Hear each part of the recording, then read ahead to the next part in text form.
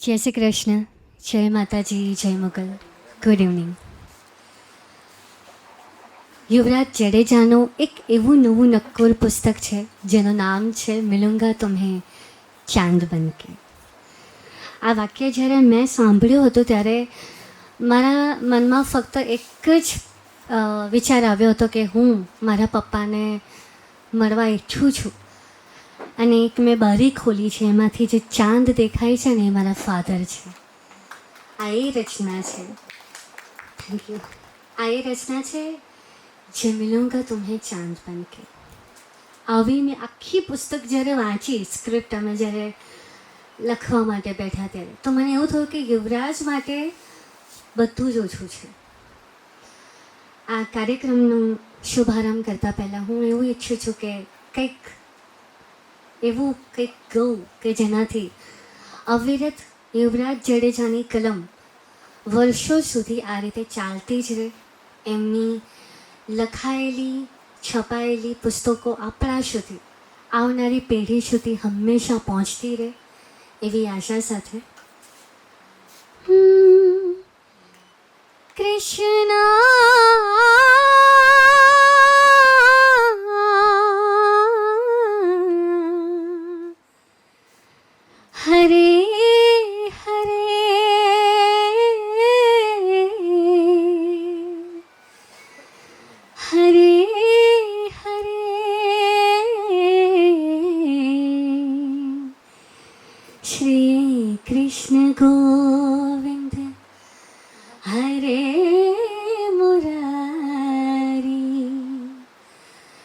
હે નાથ નારાયણ વાસુદેવ. મારો કૃષ્ણ હંમેશા યુવરાજની ઉપર ચાંદની વરસાવતા હોય છે ને, આમ જ એમના ઉપર આશીર્વાદ વરસાવતા રહે. તો સર્વપ્રથમ આપ સર્વેનું એમ જે લાઇબ્રેરીમાં અત્યારે જેટલા પણ ઉપસ્થિત છે એ બધા જ મહામૂલ્ય વ્યક્તિત્વને મારા તરફથી એટલે કે માનસિક જ્ઞાનશાસ્ત્રી તરફથી હું આવકારું છું. આપણે સૌ ઉપસ્થિત થયા છે યુવરાજ જાડેજાનું બીજું પુસ્તક એટલે કે મિલૂંગા તુમ્હેં ચાંદ બનકે. સર્વપ્રથમ હું સ્ટેજ પર આમંત્રિત કરવા માંગુ છું પ્રકાશભાઈ જોશી. પરિચય શું આપો, એમને બધા ઓળખે જ છે.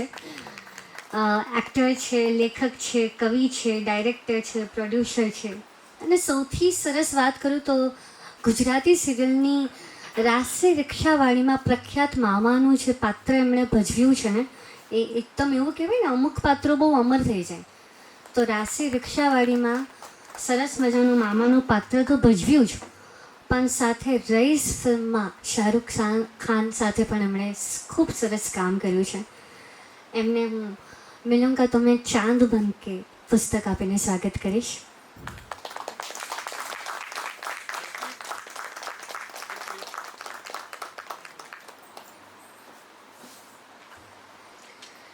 આ એક નામ મેં બહુ જ સાંભળ્યું છે, મેધા પંડ્યા. ખૂબ જ સરસ નામ છે, એકદમ અલગ છે. મેધા પંડ્યા ફ્રીલાન્સર છે, છેલ્લા 13 વર્ષથી એક પત્રકારિતા કરી રહ્યા છે. 1500થી વધારે ગુજરાતી ફિલ્મ ઇન્ડસ્ટ્રીના કલાકારોનું જેમણે ઇન્ટરવ્યૂ લીધું છે. અને એનાથી વિશે બોલ્ડ કન્ટેન્ટ ઉપર બેબાકીથી પોતાના આર્ટિકલો જાહેરમાં મૂકે છે, એ બહુ મોટી વાત છે. એક સ્ત્રી તરીકે આજે આપણે આપણા વિચારો રજૂ કરવા હોય ને, ભલે 2025 કેમ ના હોય તો પણ તકલીફ પડે છે. તો આજે વર્ષોથી મેધા પંડ્યા આ વિષય સાથે કાર્યરત છે. તો હું મેધાબેનને પણ આમંત્રિત કરું છું કે એ સ્ટેજ ઉપર પધારે. હું એમનું પુસ્તક દ્વારા સ્વાગત કરીશ. મેં એવું જોયું છે કે જેનું નામ અલગ હોય ને એ વ્યક્તિ પણ અલગ હોય. પહેલાં મેં નામ કન્ફર્મ કર્યું હતું કે મેઘા કે મેધા, ઓકે માનસી મેધા. અને મેં ખરેખર મને ગર્વ થાય છે કે હું એમને મળી.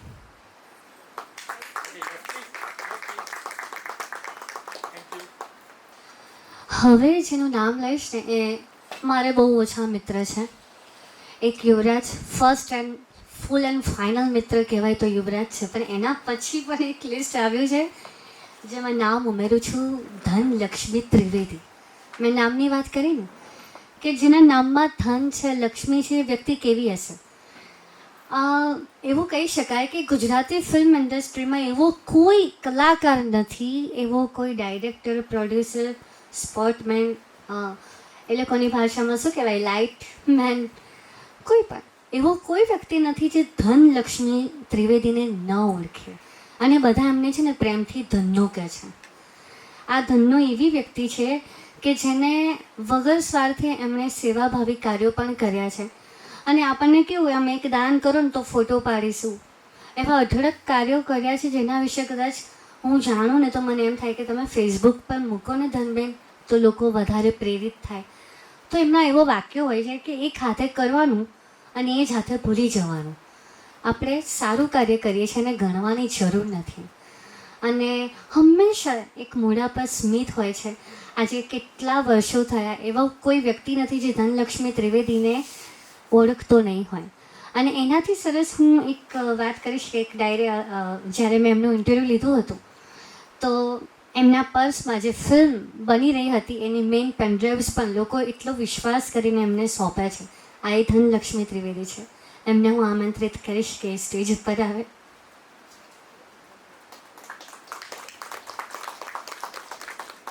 અચ્છા જો કેટલા સાદા સિમ્પલ આવ્યા છે. અને મારા જેવી આ મેકઅપ આર્ટિસ્ટ છે ને, મારે કેવો મેકઅપ કરવો પડે, આ એ છે.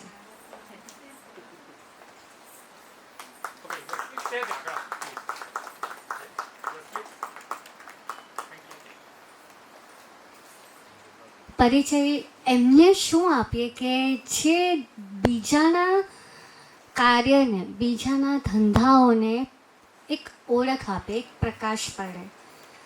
ધંધો નાનો છે પણ પોતાનો છે. અને આ ટેગલાઇન સાથે ઇન્સ્ટાગ્રામ હોય, ફેસબુક હોય, યુટ્યુબ હોય કે પછી આમ જ પોતાના ધંધા વિશે જ્યારે ચર્ચા કરીએ તો એક નામ મગજમાં આવે છે, પોઝિટિવ પાજી. એમનો પણ મને મોકો મળ્યો છે ઇન્ટરવ્યૂ લેવાનો, એ પણ યુવરાજના લીધે જ. ખૂબ જ સરસ રાઇટર છે. એમનો એક થોટ એવો છે કે હું બસ જેટલા પણ નાનાથી લઈને મોટા સુધીના જે પણ ધંધા હોય એને હું પ્રકાશિત કરું, જેનાથી જે ડરી રહ્યા હોય કાર્ય કરવા માટે એને હિંમત મળે. આ વિચાર સાથે પોઝિટિવ પાજી આજે આપણા બધાના હૃદયમાં સ્થાન કરી ચૂક્યા છે. અને એમની સૌથી સારી ઓળખ છે એમની લાલ કલરની પાઘડી, જે આજે પહેરીને નથી લાયા. અને પંજાબી હોવા છતાં પણ એટલું શુદ્ધ ગુજરાતી બોલે છે ને કે મને બી એકવાર આમ શરમ આવે કે હારું મને ગુજરાતી આવડે છે કે નથી આવડતું. આ એમની ખૂબી છે. તો એમને પણ જ્યારે મળશે ત્યારે પુસ્તક આપીશું. અને હવે અંતિમ નામ છે ડૉક્ટર વિસ્મય ઠાકર. આ એ નામ છે જેની સાથે મિલુંગા તુમ્હેં ચાંદ બનકે, જેમને સમર્પિત યુવરાજ જડેજાએ આ કાવ્ય સંગ્રહ કર્યું છે. આમ તો વિસ્મયજીને કોઈ પરિચયની જરૂર જ નથી, છતાં પણ BA અને MAમાં મેં એક કૃતિ, એક લેખકને ભણ્યા છે જેને આજે પણ આપણે લાઠા તરીકે ઓળખીએ છીએ, એટલે કે શ્રી સ્વર્ગસ્થ ગુજરાત ગૌરવ, ભારત ગૌરવ, ગુજરાતી ભાષાનું અસ્તિત્વ જેનું કલમમાં ઓળખાય છે એવા લાભશંકર ઠાકર છે, એમના સુપુત્ર. સૌથી મોટી વાત એવી છે કે આજે આપણે કોઈક ધંધો કરી રહ્યા હોય ને તો એમાં એને ઉડાણ સુધી, આપ સુધી પહોંચાડવા માટે આપણે ઘણીવાર આપણી ઈચ્છાઓને મારીએ છીએ. પણ વિસ્મયજી એવા સરસ વ્યક્તિત્વ ધરાવે છે કે એમણે ડૉક્ટરીમાં તો સેવા કાર્ય ચાલુ રાખ્યું જ છે, પણ સાથેના સાથે જે એમને પિતા દ્વારા ડૉક્ટરી અને સાહિત્યનો જે વારસો મળ્યો હતો એને પણ સાચવ્યો. આટલી કટોકટીના સમય દરમિયાન જ્યારે સમય મળે ત્યારે પોતાના હૃદયની અંદર એક ડૂક્યું કરે, પોતાના પિતાની છબીને જોઈ એ કંઈક ને કંઈક એમના સાહિત્યને અર્પિત કરી દે છે. આ છે વિસ્મય ઠાકરજી. બહુ જ મોટું નામ છે. અને મને ખાસ ગર્વ થાય છે કે હું MPhil થઈ છું ને તો હું લાભશંકરજી ઠાકરજીને નથી મળી શકતી, પણ એમના સુપુત્રને મળીને તો એવું લાગે છે કે કદાચ એમને પણ મળી લીધું છે. તો હું એમને આમંત્રિત કરીશ કે તેઓ સ્ટેજ ઉપર આવે. ખાસ જાણવા જેવી વાત છે કે એમને અર્પિત કરેલી આ પુસ્તક છે એટલે કેટલી ઊંડાણવાળી હશે, તો એકવાર ચોક્કસથી વાંચજો.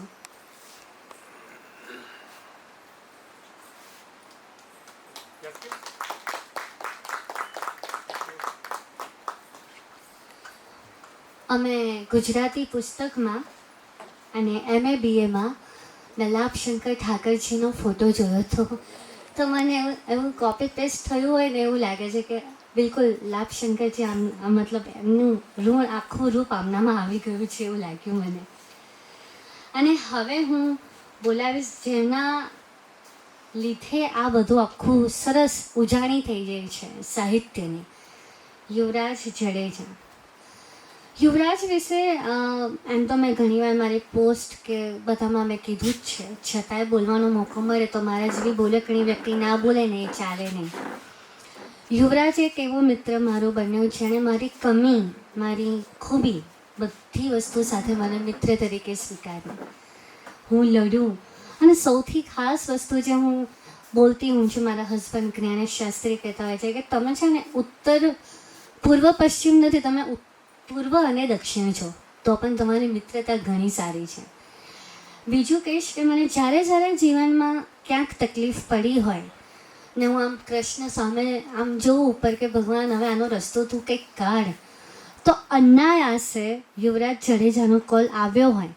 મેં એમને ભલે કશું જ ના કીધું હોય છતાં પણ યુવરાજનો કોલ આવે અને મને આપોઆપ એમના વાક્યોમાંથી મને મારા જીવનનો રસ્તો મળ્યો છે. ખૂબ સરસ રાઇટર છે, ડાયરેક્ટર છે, ગીતકાર છે, પેઇન્ટિંગ પણ ખૂબ જ સરસ બનાવે છે. અને સાહિત્યમાં કદાચ હવે એક અલગ જ વિષય સાથે ઉભરતો વ્યક્તિ એટલે કે યુવરાજ જાડેજા.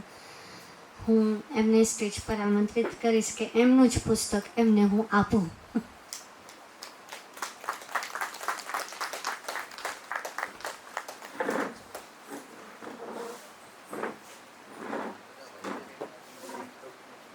આ એવો વ્યક્તિ છે ને, એમને આમ કહીએ ને આમ એન્ટ્રી અલગથી મારો એવું બધું ના હોય. અલી ગાંધી તું શું આવું બધું ફેમસ ના હોય, બધું થયા કરે. અલગારી માણસ, યસ. મારા મમ્મી એમને નામ આપ્યું છે અલગારી મિત્ર. તારું એક અલગારી મિત્ર. બિલકુલ.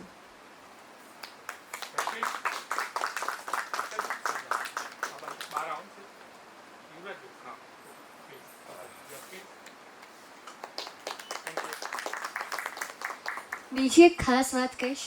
મારા ફાધરની હાઇટ યુવરાજ જેટલી જ હતી. જ્યારે પણ હું યુવરાજને જોઉં ને મને મારા પપ્પાની યાદ આવી જ જાય. એટલે મારે કદાચ યુવરાજ જોડે વધારે બને છે.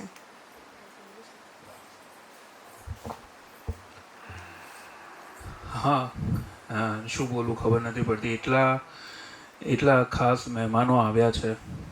આ મંચ ઉપર તો પરિચય માનસી આપ્યો જ છે બધાનો. બધા અંગત મિત્રો છે અને બધા બહુ જ લાગણીથી આ કાવ્ય સંગ્રહ માટે પધાર્યા છે. પણ પ્રેક્ષકગણમાં જે મહાન વિભૂતિઓ છે, એટલે મેં જીતેન્દ્રભાઈને કીધું હતું કે કંઈક ઉકાળ્યું હશે ત્યારે જ જીતેન્દ્ર ઠક્કર જેવા સિનિયર એક્ટર્સ પાજી આવી ગયા છે. પાજી, સ્થાન ગ્રહણ કરો. તમે પાજીનું સ્વાગત કર્યું પહેલા.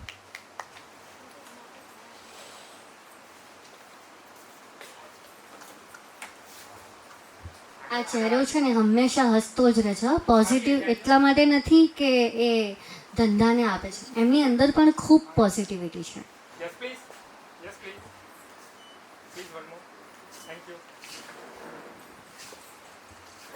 તો આઈ વોઝ ટોકિંગ અબાઉટ કે કેટલી મહાન વિભૂતિઓ આપણી વચ્ચે છે. જીતેન્દ્ર ઠક્કર સાહેબ એટલે 2017માં મારી ફિલ્મમાં એમણે અભિનય કર્યો હતો ને, ત્યારે આવી રીતે ક્યાંક પ્રમોશનમાં ગયા હોય તો ત્યારથી બોલું છું કે આપણા બચ્ચન છે ગુજરાતી ફિલ્મોના. અને નિસર્ગ ત્રિવેદી બાબા, હવે એમને પણ કોઈ પરિચયની જરૂર નથી, એ પણ બચ્ચન જ છે. અને ધુરંધર એક્ટર, ઘણું બધું શીખું છું એમની પાસેથી. એ પોતે આશીર્વાદ આપવા આવ્યા છે. સુનિલભાઈ વાઘેલા મારા ડિરેક્ટર અને બહુ અંગત મિત્ર અને બહુ મજાના અભિનેતા. અને આ બહુ અઘરું પડે, બહુ અંગત મિત્રોના વિશે બોલવાનું હોય ને એટલે નથી બોલી શકાતું. પણ એમની પાસેથી બી ઘણું બધું શીખું છું. મોટાભાઈ જેવા છે. દીપેનભાઈ છે સરસ, હમણાં નેશનલ ફિલ્મ, નેશનલમાં ગઈ ને પેલી ફિલ્મ, હા ઓસ્કારમાં ગઈ ભાઈ જો. હા, એ દીપેનભાઈ છે, એમના વાઈફ શ્વેતાબેન છે. પછી નિલેશ ધોળકિયા સિનિયર પત્રકાર છે. સૌથી પહેલાં જે નામ લેવું જોઈએ ઝરણાબેન અને જીજાજી ભગીરથસિંહ ઝાલા. તો મમ્મી પપ્પાના ગયા પછી મારી બધી બહેનોએ મને સાચવ્યો છે. મોટાબેન દીપાબેન ઉપસ્થિત નથી, પૂર્ણાબેન ઉપસ્થિત નથી, પણ આ બધી બહેનોના આશીર્વાદ છે ત્યારે અહીંયા ઊભો છું. ભાણીબા સચી છે, આપણા એસ્ટ્રોલોજર મજાના મેહુલભાઈ આવ્યા છે, ચંદ્રેશભાઈ અત્યારનો જે સુપરસ્ટાર છે યશ સોની, એને યશ સોની બનાવનાર, અને એ નાનો હતો યશ ત્યારથી એને કેટલો કેળ્યો છે અને કેટલું બનાવ્યો છે. યશ સોનીને ના મેન્ટર એના ફાધર ચંદ્રેશભાઈ સોની મજાના મિત્ર છે અને અહીંયા આપણી વચ્ચે ઉપસ્થિત છે. મારા સિસ્ટર નેહા દીદી, એ પણ બહુ હાલ કરે છે, એ પણ અમદાવાદમાં નજીક રહે છે અને સાચવે છે મને. જીજાજી પણ આવ્યા છે. અને ભરતભાઈ છે સિનિયર ચિત્રકાર, મારા બહુ જ લાડલા. એમની સાથે બિપિનભાઈ સિનિયર ચિત્રકાર કમલેશભાઈ, અને છાયાબેન છે મજાના એક્ટર. અને જે નામ ચૂકી જતું હોય હાથ ઊંચો કરજો. ઓકે, તો હું સ્થાન ગ્રહણ કરું છું. કોઈ નામ યાદ આવશે. નેલ્સન છે. નેલ્સન હવે ફિલ્મ ક્રિટિક થઈ ગયો છે. અવની છે મજાની ન્યૂઝ એન્કર હતી અને હવે કંઈક નવું નવું કરી રહી છે. માયા છે સારી મિત્ર છે એ આવી છે. હા, કોઈનો હાથ ઊભો નથી થયો હજી, એટલે હવે હું બેસી જાઉં છું. કામિનીબેન છે અહીંયા હાજર, અને કામિનીબેન બહુ સરસ એમજેનું મેનેજમેન્ટ સંભાળે છે. તો આ હોલ જે કાર્યક્રમ માટે ફાળવવાનો હતો એ પ્રક્રિયા બહુ જ સરળ 5 જ મિનિટમાં મને કરી આપી હતી. Thank you Kaminiben for coming here. Mansi બહુ સુંદર એન્કર, બહુ સારી ડોર અને બહુ સારી સિંગર. તો મારા તરફથી અને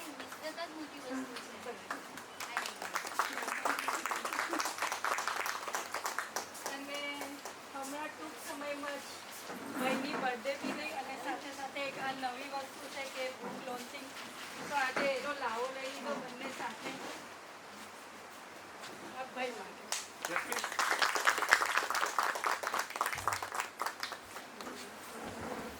આ ધનનો જે બેન છે ને એકદમ છુપી રુસ્તમ છે. હવે મારે શું લોચું પડ્યો કે ભાઈ હાય બાપા, મારે ન્યૂ મણિનગરમાં વરસાદ એટલો પડ્યો કે હું યુવરાજ માટે જે ગિફ્ટ લાવી હતી ને હું ઘરે જ ભૂલીને આવી રહી. હવે શું મતલબ? આગળ વધીએ. યસ, મોટી બેન આને જ કહેવાય.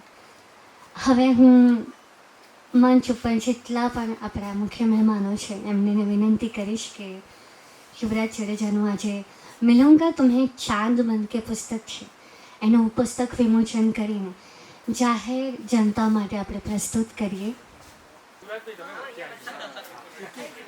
યસ, એમને કહેતા રહેવું પડશે. ઇગોલેસ વ્યક્તિ આને કહેવાય. નહીં તો મારા જેવી આમ સેન્ટરમાં ઊભા રહેવા માટે મરી પડે. એક સરસ મજાની લાઈન છે મિલુંગા તુમ્હે, એને મેં રાગબદ્ધ કરી છે.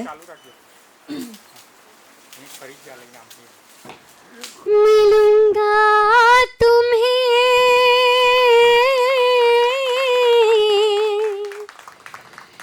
चांद बन के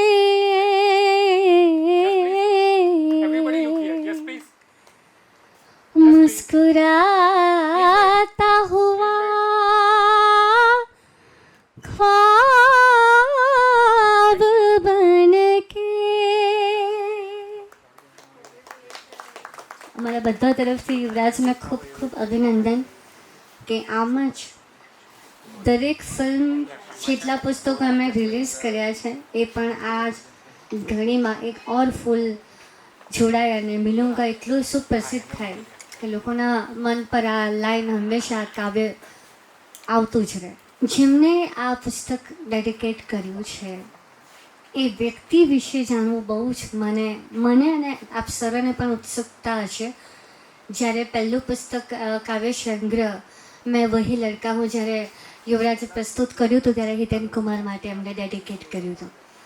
પણ એક જેના વારસામાં જ સાહિત્ય હોય અને એ અત્યારે અવિરત વહેતું હોય એ વ્યક્તિને જો પુસ્તક ડેડિકેટ કરવું હોય ને તો બહુ આમ ચેલેન્જિંગ કામ મને લાગે. હું ડૉક્ટર વિસ્મયજીને નમ્ર વિનંતી કરીશ કે તેઓ અહીં આવીને એમના વિચારો આ પુસ્તક વિશે કંઈક બે શબ્દો જણાવે. ડૉક્ટર વિસ્મયજી. પહેલાં તો આ નવો નક્કોર કાવ્ય સંગ્રહ, એ નવો નક્કોર શબ્દ આવે ને સાહેબ એટલે કહું છું કે મારા સર અહીંયા બેઠા છે, એ સૂંઘવાનું મન થાય. આ પુસ્તક સાથે સંકળાયેલી એક ઘ્રાણેન્દ્રિય એક આનંદનો ભાવ છે. મટીરિયલ તો છે જ અંદર, પણ આ એક સુખનો અનુભવ કરાવે છે. નવો નક્કોર કાવ્ય સંગ્રહ, અને સ્પોન્ટેનિયસલી સૂંઘું છું અત્યારે હું એને. બિલકુલ એકદમ નવી નક્કોર સુવાસ, માત્ર પુસ્તકની નહીં પણ કવિતાઓની, ભાષાની અને સમજણની. આ બિલકુલ તાજો ફ્રેશ કાવ્ય સંગ્રહ છે. અને ઓનેસ્ટીથી કહું છું કે હું બધા કાવ્યો વાંચી ચૂક્યો છું. યુવરાજની તાજગી, યુવરાજની ફ્રેશનેસ, એમાં બે વસ્તુ મને બહુ આકર્ષિત કરે છે. એક તો એણે ભાષા બદલી નાખી. એની માતૃભાષા નથી, એણે બીજી ભાષામાં પ્રવેશ કર્યો. માત્ર ભાષામાં પ્રવેશ નથી કર્યો, એણે ભાવોમાં પણ પ્રવેશ કર્યો. સો આ કવિતાઓમાં એક પ્રકારનું રૂપાંતરણ દેખાય છે, મેટામોર્ફોસિસ. એની એક પ્રક્રિયાનો અનુભવ થાય છે. સો આ એક ગંભીર બાબત છે. આ બહુ જ સિરિયસ મેટર છે. જ્યારે તમે એક વિચાર પ્રક્રિયામાંથી બીજી વિચાર પ્રક્રિયામાં જાઓ છો, શિફ્ટિંગ કરો છો, એના માટે કરેજ જોઈએ, અંદરની વિચારધારા જોઈએ, જાત સાથે ડાયલોગ કરવાની એક ચેતના જોઈએ. આમાં મહેસૂસ થાય છે. બીજો મુદ્દો, આ ટાઇટલ અદ્ભુત છે. મળવું છે, દૂર નથી જવું, પણ ચાંદ બનીને મળવું છે. તો આ ચાંદ જ્યારે તમને મળે છે ત્યારે બિલકુલ ટોપોગ્રાફિક વ્યૂથી તમને જોવે છે. એની એક બર્ડ આઈ વ્યૂ છે, તમને ઉપરથી જોવે છે, અને છતાં પણ તમારી સાથે સ્નેહ સંબંધ રાખે છે. તમારાથી દૂર છે પણ સ્નેહ સંબંધ રાખીને દૂર છે. ટાઇટલ બહુ અદ્ભુત છે. આ એક્ઝેક્ટ કવિતાઓના જે ભાવ છે, જે ફિલિંગ છે, એક્ઝેક્ટ યુવરાજ એવો છે. The beauty is honest, clear છે, અને એ જેવો છે એવો જ એની કવિતામાં પ્રગટ થાય છે. સો આ બે વસ્તુ કમાલ છે. અને તમને ચાંદ બનીને મળવા તમારો મિત્ર આવ્યો છે આજે, તો એને મળજો જરૂર, એક વખત વાંચજો, તો આપણને ખ્યાલ આવશે કે કેટલો બધો કન્સર્ન છે યુવરાજને આ જગત સાથે, પ્રેમ સાથે, સંબંધો સાથે, લાગણીઓ સાથે, દુઃખો સાથેનો કન્સર્ન છે. કવિ દુઃખોથી દૂર નથી જતો. કવિ દુઃખોને, સુખોને, આનંદોને તટસ્થતાથી જોઈ શકે છે. ત્રીજો મુદ્દો એટલો અદ્ભુત છે કે એનામાં ઓબ્જેક્ટિવિટી છે. કવિતાઓમાં તટસ્થતા છે, પોતાને જોવાની અને જગતને જોવાની. બીજી મજાની વસ્તુ એ છે કે પ્રેમિકા આવે છે, પ્રેમ આવે છે, પ્રેમ ભગ્ન થાય છે, પ્રેમનો ઉન્માદ આવે છે, પ્રેમની ઉત્કટ અવસ્થા આવે છે, એની સાથે સાથે માનો પાલો પણ આવે છે. સમગ્રતાથી બધાને જોવાની ચેતના એ યુવરાજમાં છે. સો છેલ્લે એટલું કહીશ કે યુવરાજને મળજો અને એના શબ્દોથી એને મળજો. માટે કાવ્ય સંગ્રહ એક વખત વાંચજો જરૂર. ધન્યવાદ.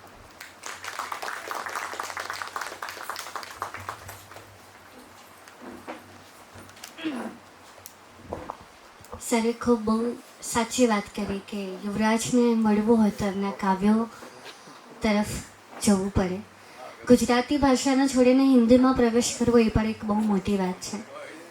હું બીજા મહાનુભાવને આમંત્રિત કરીશ, કુલદીપસિંહજી કાલેર. હંમેશા લાલ પાઘડી એટલા માટે પહેરતા હોય છે. હું એમનું અનુકરણ, મેં જેમને એનાલિસિસ કર્યા છે ને, એ લાલ પાઘડી એ જેટલા ધંધા જે બધા કરે છે ને, ધંધો, એ બધાના એ લાલ છે. ત્યાં ઊભા રહી જાય છે અને લોકો સામે એમની વ્યથાને પ્રસ્તુત કરે છે. તો હું એ લાલને વિનંતી કરીશ કે એમના અદ્ભુત શબ્દરૂપી ફૂલોથી યુવરાજની આ પુસ્તકને કે એમના જે વિચારો છે એ આપણી સમક્ષ રજૂ કરે. કુલદીપસિંહજી. મને તો અહીંયા આવીને સૌથી પહેલાં જે વાત શેર કરવાની ઈચ્છા થાય છે ને, કે આપણે બધાએ યુવરાજને થેન્ક્સ કહેવું જોઈએ. આ એટલી સરસ મજાની જગ્યા એને પસંદ કરીને. એટલે જે લાઇબ્રેરી એટલે અહીંયા બેઠા લગભગ બધાની યાદો એની સાથે જોડાયેલી હશે. હું અહીંયા બાજુમાં ગુજરાત કોલેજમાં ભણતો અને સંન્યાસ આશ્રમથી બસ પકડતો. એટલે ચાલીને અહીંયા આવું અને કલાકોના કલાકો હું એમજી લાઇબ્રેરીમાં વ્યતીત કરું. એટલે એક સ્ટેજ એવો આવી ગયો કે કોઈ વિદ્યાર્થી બુક શોધતો હોય ને, તો એને પૂછ્યું કે ભાઈ શું ગોતો છો, તો કે ફલાણી, કે ફલાણા રેકમાં કબાટમાં તમને મળી જશે. એટલે આજે અહીંયા આવીને બહુ જ આનંદ થઈ રહ્યો છે. અને પાછું સિને જગતના એટલા બધા દિગ્ગજો, બાબા અહીંયા બેઠા છે, સાહેબ અહીંયા છે. એટલે ખરેખર એમ થાય કે હવે આમની સામે શું બોલવું. હું તો કોન્શિયસ થઈ જાઉં ખરેખર. પણ આજે પ્રસંગ છે મિલુંગા તુમે ચાંદ બનકર. એટલે તું ચાંદ તો છું એમ ને.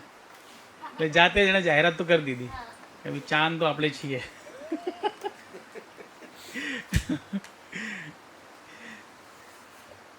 હમણાં એક સેમિનારની અંદર મને કોકે પૂછ્યું કે પાજી વાંચનનું કેટલું મહત્વ છે, વાંચન કરવું જોઈએ કે ના કરવું જોઈએ. હવે ભાઈ સિનિયર હતા એટલે વાંચન તો તા ઉમ્ર કરવું જ જોઈએ બધાએ, પણ એક એજ ઉપર પહોંચીને પછી લેખન પણ કરવું જોઈએ.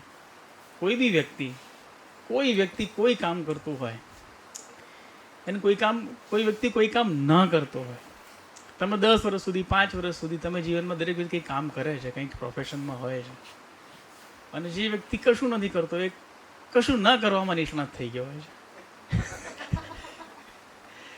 તો દરેક વ્યક્તિ લખવું તો જોઈએ.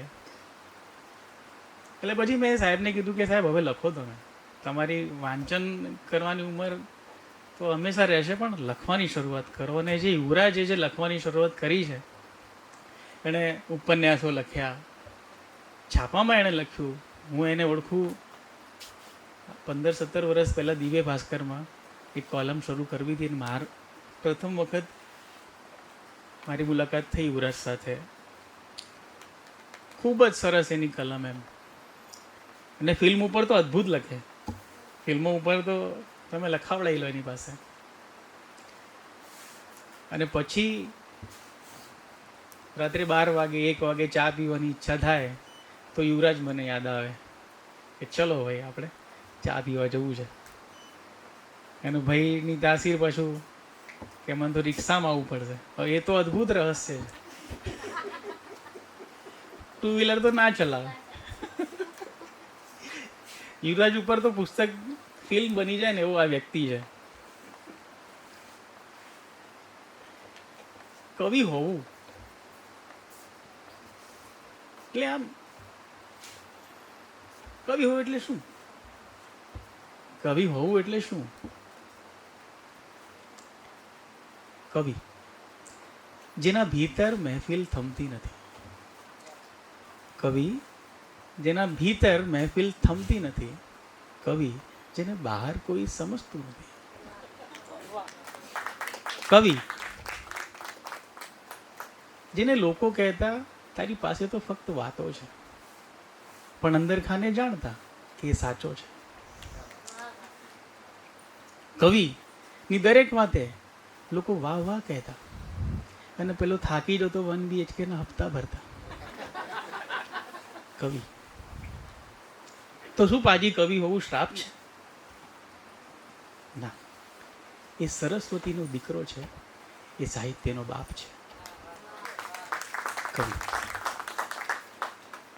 તેવો સરસ મજાનો કવિ આપણી વચ્ચે છે. ને હિન્દી કાવ્ય સંગ્રહ ઉપર તો હવે ભાઈએ આમ નજર કરી છે તો બેક ટુ બેક બીજો કાવ્ય સંગ્રહ. આપણે બધા છે ને અહીંયા આવ્યા છીએ એના 2 રીઝન છે. એક આપણે સાહિત્યને ચાહીએ છીએ, અને બીજું આપણે આ વ્યક્તિને ચાહીએ.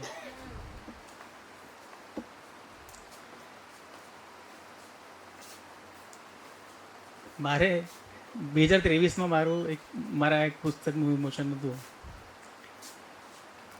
તો હવે પત્રકાર રહ્યા છીએ 20 વર્ષ, તો બધા પત્રકારોને અમે આમંત્રિત કર્યા હતા, પરિવારના મિત્રોને આમંત્રિત કર્યા હતા. પુસ્તક વિમોચન કાર્યક્રમ આપણા માટે બહુ મોટું હોય છે, પણ સાહેબ 5 જણા બી નહોતા કે જે મને વ્યક્તિગત રીતે ઓળખતા હોય ને આવ્યા હતા. અજાણ્યા તો 400-500 લોકો આવી ગયા હતા, પણ જાણ્યા પરિચિતો નહોતા આવ્યા. અને તમારે આટલા બધા પરિચિતો જોઈને મને છે ને આમ પેલું થાય છે. કયો શબ્દ છે? શું થાય છે? ઈર્ષા. મને આમ શબ્દકોશ તો સારું જ છે, પણ મને બોલાવડાવું હતું. બહુ સરસ મજાની કવિતાઓ લખે છે, સીધું લખે છે. ઘણી વખત એની કવિતા વાંચીને થાય કે આને આવું લખી દીધું, તો આવું એ લખે છે. એને જે કહેવું છે એ કહી દે છે. એને ડર નથી, કારણ કે એને કોઈની પાસેથી કંઈ મેળવી લેવું નથી. આ એણે આપ્યું છે, આ પુસ્તક રચના એણે આપી છે. તો ખૂબ ખૂબ આભાર અને ખૂબ ખૂબ શુભેચ્છાઓ યુવરાજને. અને જે સરસ મજાનો તમે પાછો વજન ઉતારીને જે તમે છેલ્લા બુક રિલીઝમાં તમે જે વાયદો કર્યો હતો હિરેનભાઈને, એણે વાયદો કર્યો હતો ને એને લીધો હતો. હિરેનભાઈને પ્રોમિસ લીધું હતું, એણે કરી બતાવ્યું. ખરેખર આ બીજી બાબત ઉપર મને શું થયું, કારણ કે વેદસ્વિતા તો હવે બધા તકલીફ ભોગવી જ રહ્યા છે. અને આણે તો જુઓ કેટલા વજન ઉતાર્યા, કેટલા કિલો, 20 કિલો વજન ઉતાર્યો. પણ તારો વજન વધી રહ્યો છે અહીંયા. ખરેખર આનંદ થયો. આ બધાની દ્રષ્ટિ મારા ઉપર પડી, તમને બધાને મળીને મજા આવી. અને મિલુંગા તુમ્હેં ચાંદ બનકર ખૂબ જ સુંદર પુસ્તક આપવા બદલ, સાહિત્યની સેવા કરવા બદલ તારો આભાર. એક છેલ્લી વાત હું તમને કહું, મને ઘણા બધા લોકો મળે ને કે પાછી તમે બહુ સારું લખો છો, તમે બહુ સારું બોલો છો. તેનો એક કિસ્સો હું તમને કહું. મને ઘણાએ પૂછ્યું તમે બહુ સારું લખો છો, કઈ રીતે લખો છો? તો મેં કીધું ભાઈ મારી મમ્મીને છે ને સાહિત્ય સાથે પ્રેમ થઈ ગયો. વાંચ્યા જ કરે, સવારે વાંચે, રાત્રે વાંચે, ફ્રી પડે ત્યારે, નવરી પડે ત્યારે વાંચે. પછી વાતો કરે કે ચંદ્રકાંત બક્ષી આમ લખે છે, કાંતિભટ્ટ આમ લખે છે, ઝવેરચંદ મેઘાણી આમ લખે છે. તો એક દિવસ સાહિત્ય પૂછ્યું મારી માને કે તું મને વાંચે છે, તને બહુ મજા આવે છે, તને રસ આવે છે, પણ તું મને શું આપીશ? મને પણ કંઈ મળવું જોઈએ ને. તો મારી માએ કીધું તને મારો એક દીકરો આપીશ. તો મને મારી માએ સાહિત્યને સોંપી દીધો. અને જો આજે એમજે લાઇબ્રેરીને એવી સરસ જગ્યાએ પુસ્તક વિમોચનમાં મારે બોલવાનું અવસર મને મળ્યો. એ અવસર આપવા માટે પણ યુવરાજ તને ખૂબ આભાર અને ખૂબ બ્લેસિંગ્સ. થેન્ક યુ આપ બધાનો. લાલજી જ્યારે કંઈક બોલે છે ને તો અદ્ભુત જ બોલે છે ને એવું લાગે કે આમ ચલો સાંભળ્યા જ કરીએ, સાંભળ્યા જ કરીએ, સાંભળ્યા જ કરીએ. ખૂબ સરસ વાત કરી એમણે કે જ્યારે શું કહેવાય કે હવે હું ભૂલી ગઈ. આવું પણ થાય, બહુ ઉત્સાહ થાય ને ત્યારે માણસ ભૂલી જાય. એમાં યુવરાજના કેસમાં આવું મારે ઘણું બનતું હોય છે. યુવરાજને જ્યારે આમ કુલદીપસિંહજીએ કીધું ને કે મને આમ ચા પીવાની ઈચ્છા થાય તો હું યુવરાજને ફોન કરું, એમ મારે ઝઘડવાની ઈચ્છા થાય તો હું યુવરાજને ફોન કરું. મારું આવું છે. આગળ હું આમંત્રિત કરીશ મેધા પંડ્યા, કે જેનો સબ્જેક્ટ જ એકદમ ફ્રીલાન્સ પત્રકાર છે અને બોલ્ડ સબ્જેક્ટ ઉપર જે બોલે છે, તો એમનું આ પુસ્તક ઉપર શું વિચાર છે એમને પણ સાંભળવાની મને બહુ જ ઈચ્છા છે. તો એમના વિચારો અહીં પ્રસ્તુત કરી એવી હું આશા રાખું છું. મેધાબેન. મારો વિષય આમ તો લખવાનો વધારે છે, એટલે બોલવા માટે મારે કંઈક લખીને લાવવું પડ્યું. કારણ કે મને લાગે છે કે હું લખીને વધારે સારું યુવરાજ વિશે, એના પુસ્તક વિશે કહી શકીશ. ખૂબ જ આનંદ થયો. પહેલાં તો મને જ્યારે ફોન આવ્યો ત્યારે ખૂબ જ નવાઈ લાગી કે હું હોઈ શકું એમ, એ પ્રશ્ન હતો. પત્રકાર તરીકે, લેખિકા તરીકે તો આપણે નામ કર્યું જ હોય, પરંતુ જ્યારે મિત્ર તેના પુસ્તક વિમોચનમાં આપણને કોઈક એક સ્થાને બેસાડે ત્યારે થોડીક નવાઈ પણ લાગે અને આનંદ પણ થાય. સાથે જ મને કહેવામાં આવ્યું કે કુલદીપ પણ આવે છે. અમે તો જૂના મિત્રો, ભાસ્કરનો સાથ અમારો, અને ઘણા વર્ષોથી મળ્યા નથી, એટલે એક મળવાની ઈચ્છા કે બધા મિત્રો જ છે તો એ બાને મુલાકાત પણ થઈ જાય. યુવરાજનો આ બીજો કાવ્ય સંગ્રહ છે અને તેના માટે ખૂબ ખૂબ અભિનંદન. આપણે તેને દિગ્દર્શક, અભિનેતા, લેખક, કવિ અને મોડર્ન ચિત્રકાર તરીકે જોતા આવ્યા છીએ. હું એટલું જરૂરથી કહીશ કે કલાના અનેક પાસાઓ સાથે તેઓ પોતાનું જોડાણ ખેડી રહ્યા છે. અમારો પરિચય 4 વર્ષ પહેલાં થયેલો. હું તેમને ગુજરાતી ફિલ્મના દિગ્દર્શક અને કલાકાર તરીકે ઓળખું છું. સંજોગો વસાત છેલ્લા 3-1 વર્ષથી સંપર્ક અમારો ઓછો રહ્યો. બધા જાણે છે આપણે કોરોના કાળમાંથી પસાર થયા, પરંતુ સોશિયલ મીડિયા પર એકબીજાના અપડેટ મળતા રહે. એટલે મને ધ્યાનમાં હતું કે તેમનો પહેલો કાવ્ય સંગ્રહ પ્રકાશિત થઈ ચૂક્યો છે. હું એક વસ્તુ કહીશ, સાહિત્ય સાથે જોડાયેલા અહીંયા ઘણા બધા લોકો છે કે પુસ્તકને જ્યારે વાચક તરીકે વાંચે ને ત્યારે તે ખૂબ જ સરળ અને મનોરંજક બની રહે છે, પરંતુ જ્યારે એક પુસ્તકનું સર્જન કરવાનું આવે ત્યારે એ ખૂબ જ મુશ્કેલ અને પડકારજનક હોય છે. અને એક લેખિકા તરીકે હું એ કહી શકું છું, અને મારી સાથે મંચસ્થ મિત્ર કુલદીપ પણ એ સ્વીકારશે કે સર્જન કરવું એ ખૂબ જ અઘરું છે. યુવરાજની કવિતાઓ અને પુસ્તક મિલુંગા તુમ્હે ચાંદ બનકે વિશે કહું તો કેટલીક હદમાં રહીને અને બંધાઈને લખાઈ છે, તો કેટલીક બેહદ બનીને વિસ્તરી ગઈ છે. પહેલી નજરે જોતા તેમના કવિતાના વિષયો કદાચ તમને આશ્ચર્યમાં મૂકી દે છે, પરંતુ સામાન્ય વ્યક્તિને આવતા વિચારોને તેમણે શબ્દરૂપે કાવ્યમાં ઢાળવાનો પ્રયાસ કર્યો છે. તેમના કાવ્યમાં કલ્પનાની વાતો વધુ જોવા મળે છે, અને ક્યાંક ને ક્યાંક એ પોતે પણ એમાં જોડાઈ ગયા છે તેવું સ્પષ્ટપણે દેખાઈ આવે છે. મને આ કાવ્ય સંગ્રહમાં તેમની 2 કવિતાઓ ખૂબ જ ગમી. એક તો મુझे मिटा दे साकी. હું 2 પંક્તિ જરૂરથી બોલીશ. शाम ढलने का इंतज़ार मदहोशी में खोने वाले करते हैं. शाम ढलने का इंतज़ार मदहोशी में खोने वाले करते हैं. हम तो पीकर होश में आते हैं. તું અભી બોતલ ખોલ સાકી. અને બીજી કવિતા છે આખરી પેગામ હું મેં. શબ્દો, પ્રાસ, દરેક વસ્તુ અમુક જગ્યાએ જળવાય, અમુક અછંદસ છે, પરંતુ તમને જ્યારે વાંચશો ને ત્યારે ક્યાંક ને ક્યાંક પોતે એમાં કનેક્ટ થઈ જશો.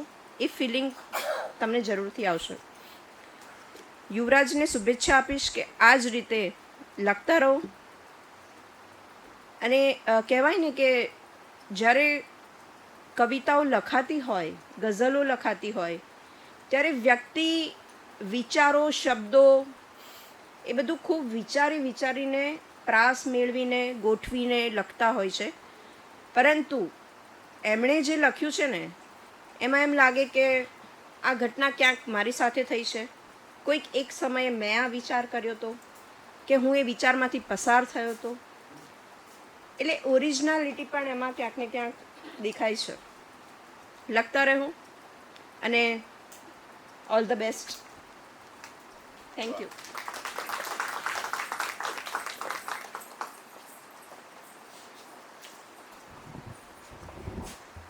ખૂબ સરસ વાત કરી કે અલંકાર રૂપે કવિતાઓ લખવામાં લોકો બહુ વિચારતા હોય, પણ યુવરાજ અલંકાર રૂપે નહીં પણ વાસ્તવિકતાને રૂપીને એક વાસ્તવિક મોતીને લઈને સત્યની રાહ પર ચાલતી કવિતાઓ લખે છે, અને હંમેશા એ આપણને કનેક્ટ કરી જ જાય છે. આગળ હું આમંત્રિત કરીશ પ્રકાશભાઈ જોશીને કે જેમણે કોઈ કાર્ય કરવામાં બાકી રાખ્યો નથી.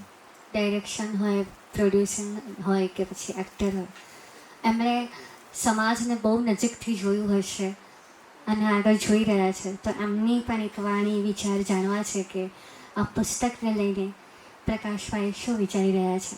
પ્રકાશભાઈ. આ છોકરો બહુ હેરાન કરે છે યુવરાજ.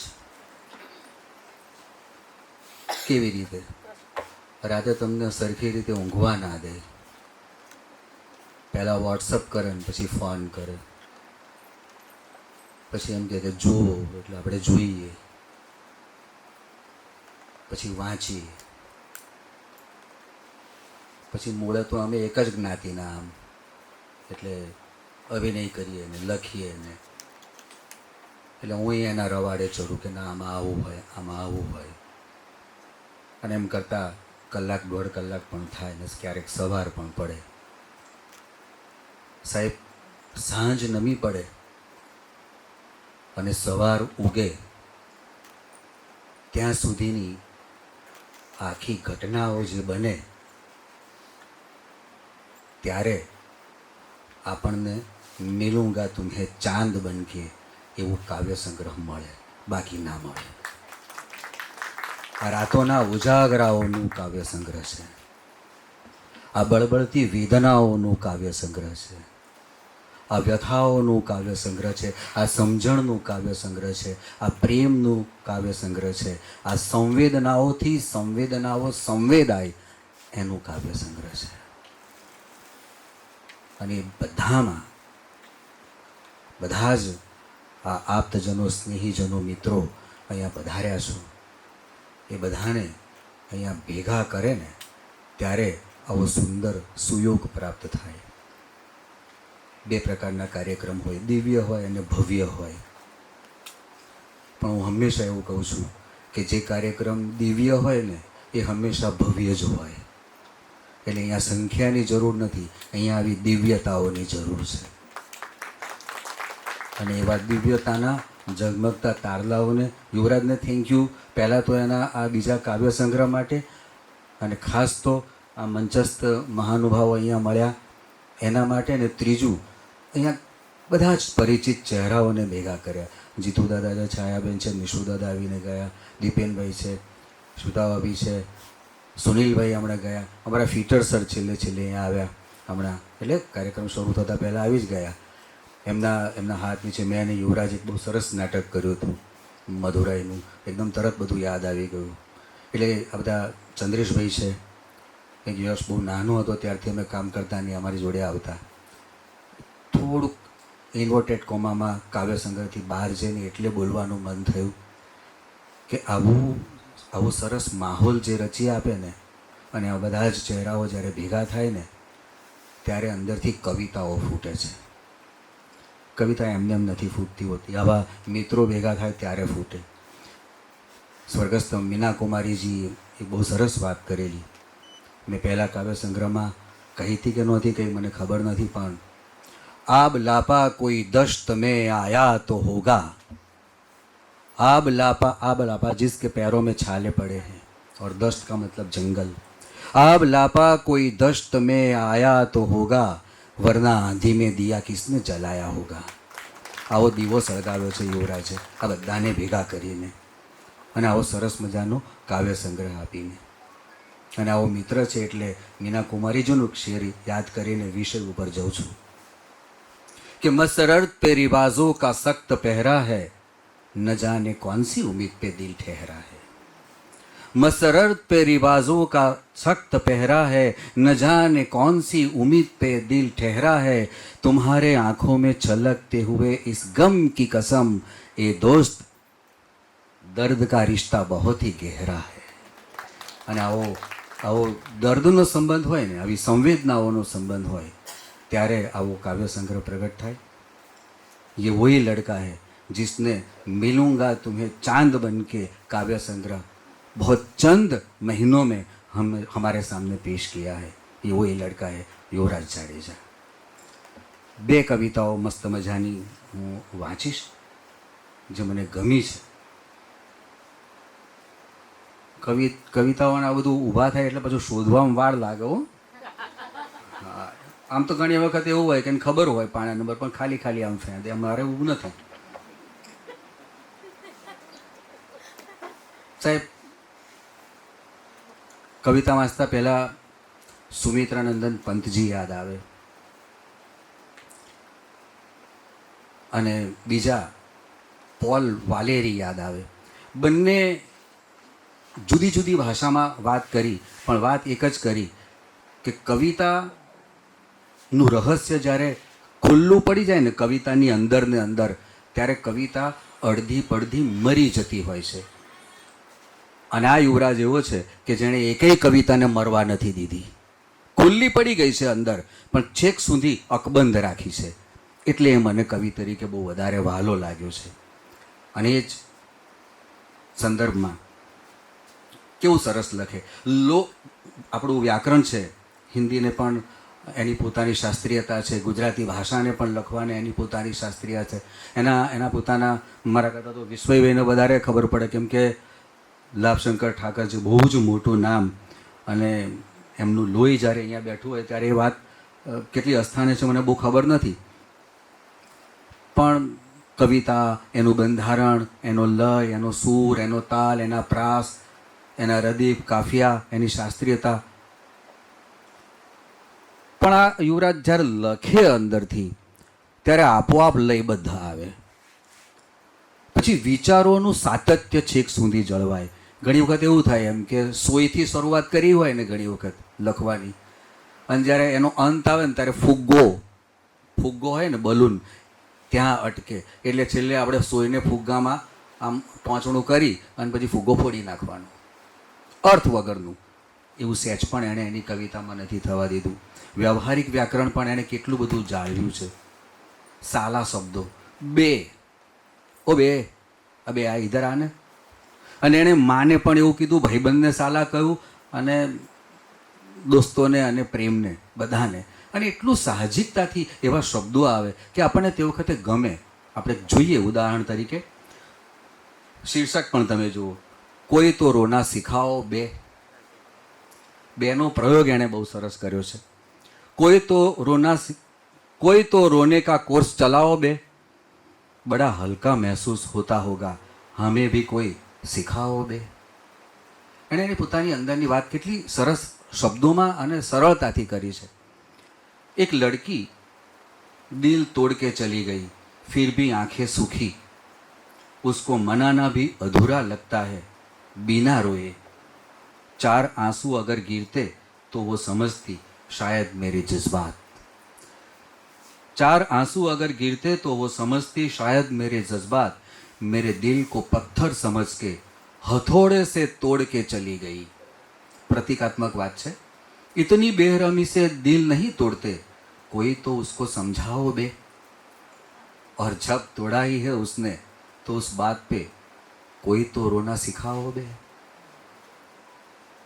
अब देखो, एक ही कविता में आबोहवा कितनी बदल जाती है. કવિતાને પણ એનું પોતાનું તાપમાન છે, કવિતાને પણ એની પોતાની આબોહવા છે, કવિતાને પણ એનું પોતાનું વાતાવરણ છે, એનું પોતાનું પર્યાવરણ છે. તો હવા કા રૂખ જૈસે બદલતા है, कविता की रूख कैसे बदलती है.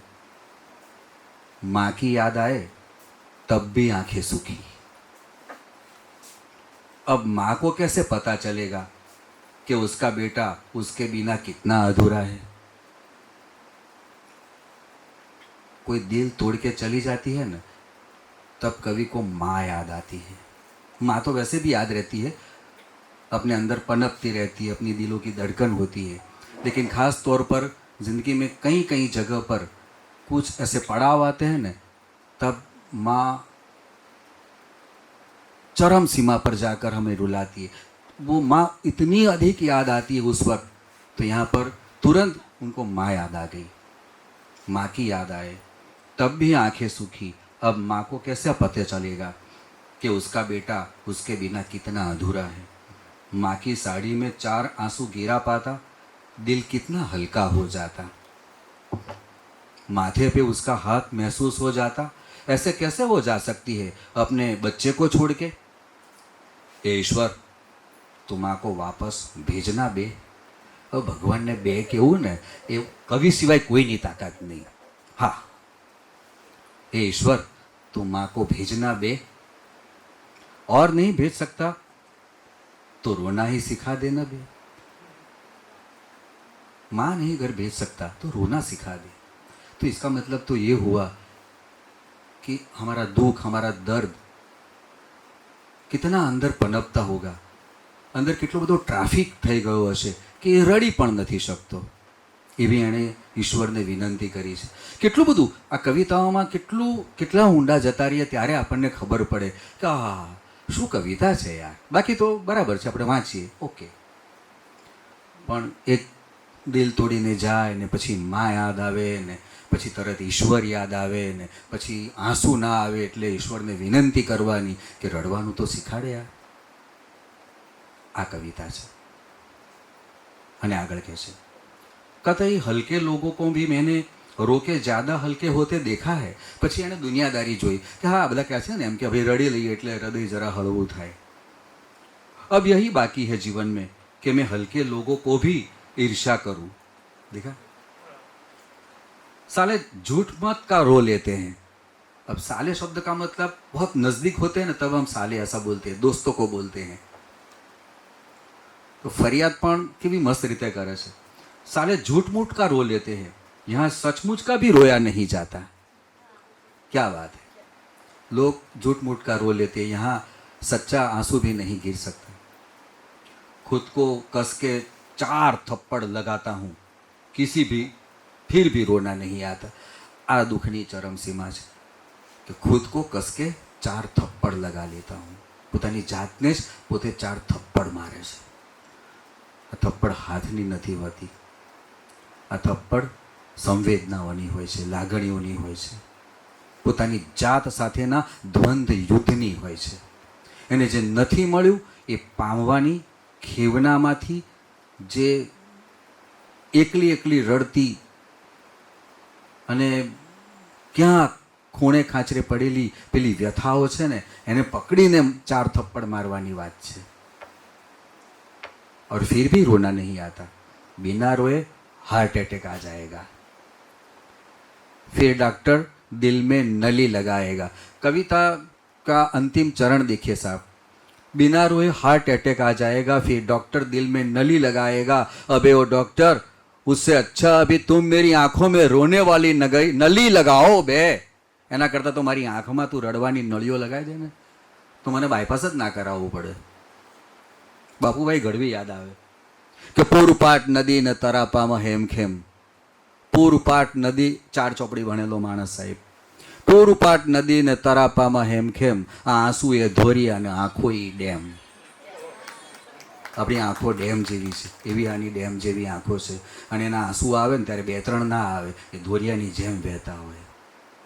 એટલે એ નળી લગાવવાની વાત કરે છે ડૉક્ટરને कि बिना रोए हार्ट अटैक आ जाएगा, फिर डॉक्टर दिल में नली लगाएगा. अबे ओ डॉक्टर, उससे अच्छा अभी तुम मेरी आंखों में रोने वाली नली लगाओ बे. अबे सालो, कोई तो रोना सिखाओ बे. આ કવિતા છે સાહેબ.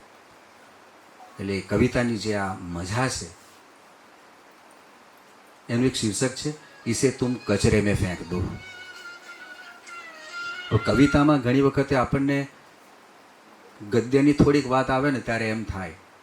હમણાં બેને પણ સરસ વાત કરી, મેઘાબેને પણ વાત કરી કે લય ને કવિતા ને, પણ જે અછાંદસ કવિતા છે, અમને તો લાઠા સાહેબને, ચીનુ દાદાને બધા એવું શીખવતા પણ ખરા શનિ સભામાં જતા ત્યારે, કે અછંદાસ કાવ્ય એ જ લખી શકે કે જે સારામાં સારું છંદમાં લખી શકે. કારણ કે જ્યાં લય ના તૂટવો જોઈએ, જ્યાં સૂર ના તૂટવો જોઈએ, છંદ તો એને બાંધી રાખવાનું કામ કરે છે. હવે છંદ સિવાય લખવાનું આવે અને તમારે લય સાચવવાનો હોય તો એ તો છંદની માસ્તરી હોય તો લખાય.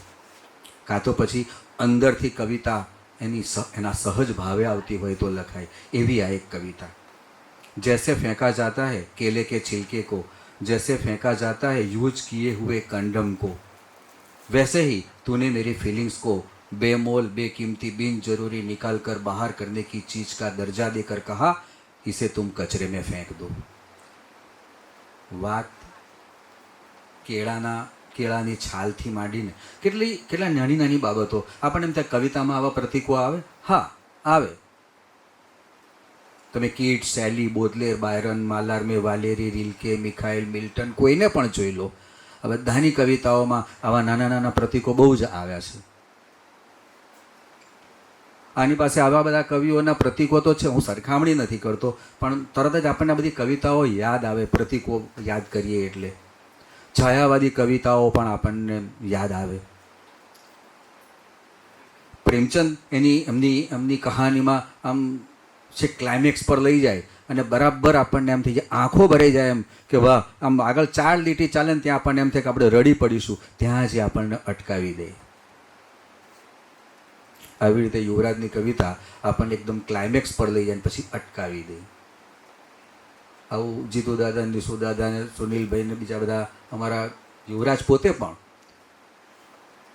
કે વિસ્મયભાઈ જેવા કે બધા આ બધા લેખકો બેઠા છે, એ લોકો પણ સીનને એવું સરસ મજાનું આમ જમાવટ કરે અને આમ બરાબર ટેકઓફ થાય ને એટલે આપણને આમ ત્યાં ઓડિયન્સ માટે છોડી દેવામાં આવે. અમને પીટર સરે આવી રીતે મધુરાયનું નાટક કરાવતા ત્યારે આવું કરાવતા તો બસ અહીંયા છોડી દેવાનું, આનો ઘટસ્ફોટ નહીં કરવાનું, દર્દને ખુલ્લું નહીં પાડી દેવાનું, કેમ કે દર્દ સાથે સીધો સંબંધ છે આપણે બધાને, એટલે દરેક જણા પોતપોતાનું દર્દને અનુભવી લે. તો આવા પ્રતીકો સાથેની આ એક સરસ મજાની કવિતા. સુબહ કચરે વાલા ઉસે દેખતા રહ ગયા, પૂછા ઉસને ये सूखा कचरा है या गीला. હવે અહીંયા કચરાની વાતમાં તો ખાલી ભીનો અને સૂકા કચરાની તો વાત નથી. એણે સમાજમાં ચાલતા ઘણા બધા દૂષણોની વાત કરી છે. કવિ જ્યારે લખતો હોય છે ને ત્યારે એને ઘણી વખતે એવો સભાન નથી હોતો, પણ જ્યારે ક્યારેક લખાઈ જાય છે ને ત્યારે એ ખબર પડતી હોય છે લખાયા પછી કે ઓ આ તો ગર્ભિત ઇશારો આ તરફ પણ ગયો. મને વિશ્વભાઈ છે એટલે વારે વારે ઠાકર સાહેબ એટલે યાદ આવે કે શનિ સભામાં એક વખતે એવું બન્યું હતું, તો આપને કદાચ વધારે મજા પણ પડશે, પપ્પાની વાત છે એટલે. તો બધા બેઠા હતા ને એમાં મેં 2-4 પંક્તિ રજૂ કરી હતી. એમાં કે વિસ્તરતા રણમાં સહવાસ નીકળે, પગલા ગણી ઊંટોના શ્વાસ નીકળે. પછીની તરત જ બીજી પંક્તિમાં તો મને બધું પતી ગયું પછી લાભશંકર ઠાકર સાહેબે એવું કહ્યું હતું કે તને એવી ખબર છે કે ત્યાં અનુ કે નિપાત એવું કશું જ નથી આવ્યું અને ખાલી શબ્દો જ બાજુમાં મૂકીને આખી પંક્તિ બની છે એવું.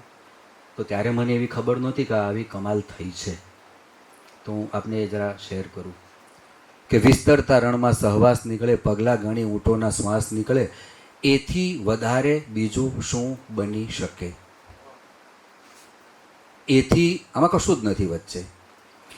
તો આ એમણે લાભશંકર ઠાકર સાહેબે મને કહ્યું હતું અને ત્યારે એમણે કહ્યું હતું કે ક્યારેક લખાઈ જાય ને ત્યારે કવિને ખબર નથી હોતી, એટલે આ યાદ આવ્યું હો કે એથી વધારે બીજું શું બની શકે, સીતા વગરનો એકલો વનવાસ નીકળે. તો આવું અહીંયા પણ બન્યું કે વાત કચરાની છે, પણ કેટલો બધો કચરો. પહેલું તો કવિ આગળ જતા એમ કહે છે કે મારા જ અંદર પડેલો કેટલો કચરો, અને સારું છે કે કચરો એને ખબર છે ને એ બહાર કાઢી રહ્યો છે. આપણને તો ઘણી વખત આપણી અંદર પડેલા કચરાની એ ખબર નથી હોતી. આ કચરો સાફ કરવાનું કામ કવિનું છે અને એને પછી સમાજમાં જે પણ દૂષણો છે એને દૂર કરવાની, એને ફેંકવાની વાત કરી છે. એટલે કવિ આમ જોવા જઈએ તો આડકતરી રીતે સમાજ સેવાનું કામ કરે છે, એ આખી વાત છે. अब क्या बताऊँ यार, कुछ सूखा है कुछ गीला. वो बोला मुझे तो सूखा कम और गीला ज़्यादा लगता है. मैं बोला कचरे की अच्छी समझ रखते हो, कचरे की अच्छी समझ रखते हो. वो बोला शेठ ये कचरा नहीं कुछ और है, मैं रख लूँ अपने पास. मैं बोला ऐसी गलती से भी मत करना, बड़ी जानलेवा चीज़ है. वो बोला बात तो सही है, अगर किसी कुत्ते ने खा लिया तो गधा बन जाएगा, मैं ही इसे रख लेता हूँ. શું વ્યંગ છે, ક્યાં હાઈટ છે સાહેબ. આમ તો વાત કરવા નીકળીએ ને તો પછી ખાસો સમય થાય એટલે હું બહુ વધારે નથી રોકી શકાતી ઘણી વખતે કેટલીક વાતોને. એટલે મેં બોલા यार फिर रखने की बात करते हैं, आखिर क्या करोगे इस जहर को रख कर. कचरो सरवाड़े तो मूळे जहर જ છે. वो बोला ये ताज़ा इश्क है. હવે જો आजकल दुनिया में कम दिखने वाला हुनर है, मानो तो जहर है और मानो तो अमृत है, इसे बेचकर अच्छे दाम लूंगा. એ લોકોની માનસિકતા ક્યાં છે કે કચરામાંથી એ રૂપિયો પેદા કરે, પણ અહીંયા તો ઇશ્કની વાત છે. મેં બોલા, અબે साले इस पर खरीदेगा कौन? अपनी कमीज से मैं 1 रुपया निकाल के उसने मुझे दिया और बोला, फिलहाल तो मैं इसे खरीद रहा हूँ. उसने 1 हफ्ते के बाद कचरे वाले की शादी हो गई. अब वो अपनी बीवी के साथ कचरा लेने आता है. मेरा घर दिखाकर अपनी बीवी को बताता है, यहाँ से मैंने खरीदा था. इश्क करने का हुनर. इस मकान का मालिक 1 रुपये में मुझे हुनर बेच के दूसरे ही दिन मर गया बेचारा. આ કવિતાનો આ કવિતાની વાત, આ કવિતાની હાઈટ. તો સામાન્ય વાત, સામાન્ય શબ્દ, સામાન્ય થોટ તમને ધીમે ધીમે ધીમે ધીમે ક્યાંથી ક્યાં લઈ જાય. આની ઘણી બધી મજા છે.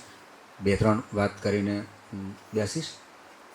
આમ તો પ્રસ્તાવનામાં ઘણું બધું લખ્યું છે, પણ મારે જે કહેવું છે તે कि युवराज को एक अच्छे दिग्दर्शक एवं अभिनेता के तौर पर मैंने देखा है और एक मंजे हुए मॉडर्न चित्रकार के रूप में भी परखा है, किंतु एक अच्छे गीतकार और कवि की छवि मन को हमेशा लुभाती रही है. युवराज की कविताएं प्रतीकात्मक का कवच पहनकर अपनी भावनाओं को उजागर करती है, जो नक्शिक उत्तम कृति बनकर उभरती है.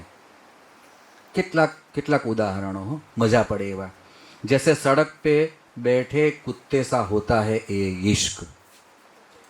એણે ઈશ્કને એવું કહ્યું કે ક્યારેક સડક ઉપર બેઠેલો એક કૂતરો છે. बाजार में सौदा करने वाले वेश्या सा होता है ये इश्क. कसाई खाने में कटने जाने वाले जानवर सा होता है ये इश्क. उम्र तन्हा बीती है, कौन आएगा मेरे जनाजे पर. આની બધી પસંદ કરેલી આ બધી પંક્તિઓ છે.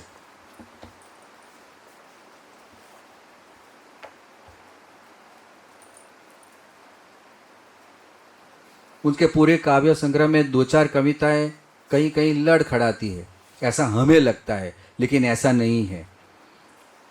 देखिए, आज चाय के साथ नाश्ते में इश्क वो लोग करते हैं, एक हसीना ने घड़ी गिफ्ट कर दी. अब 3-4 वाक्यों से अपन एम लगे का कविता.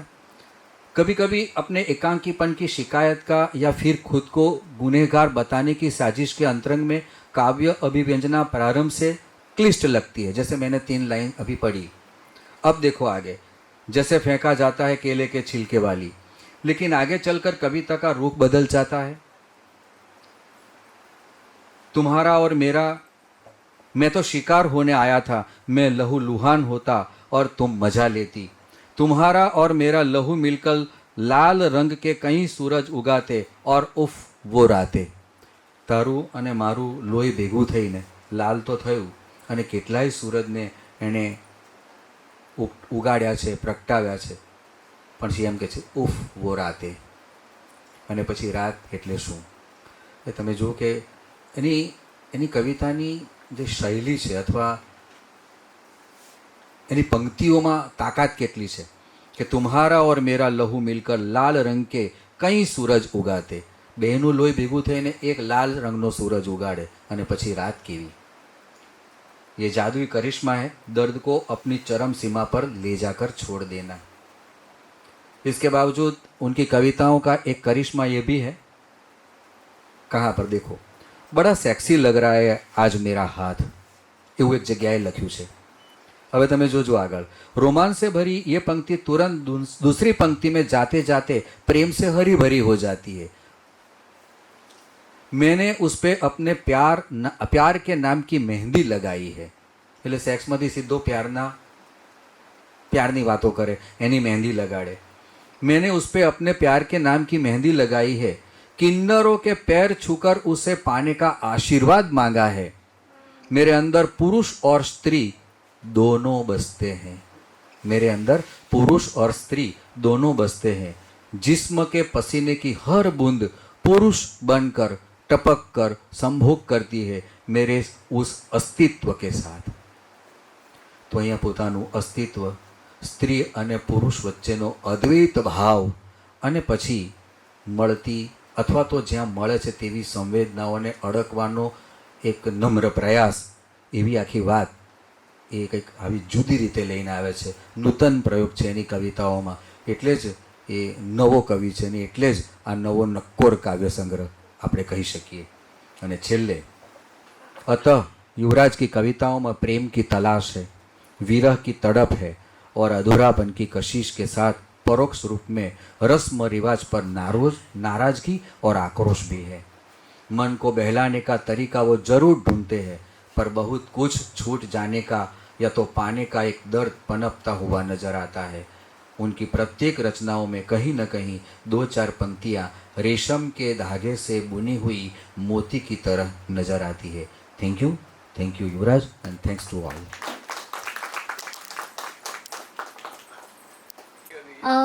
ધનલક્ષ્મીજીને હું હંમેશા એવું કહેતી હોઉં છું કે ભાઈ કાગડી ને કબૂતરી બનાવે ને એ ધનલક્ષ્મી.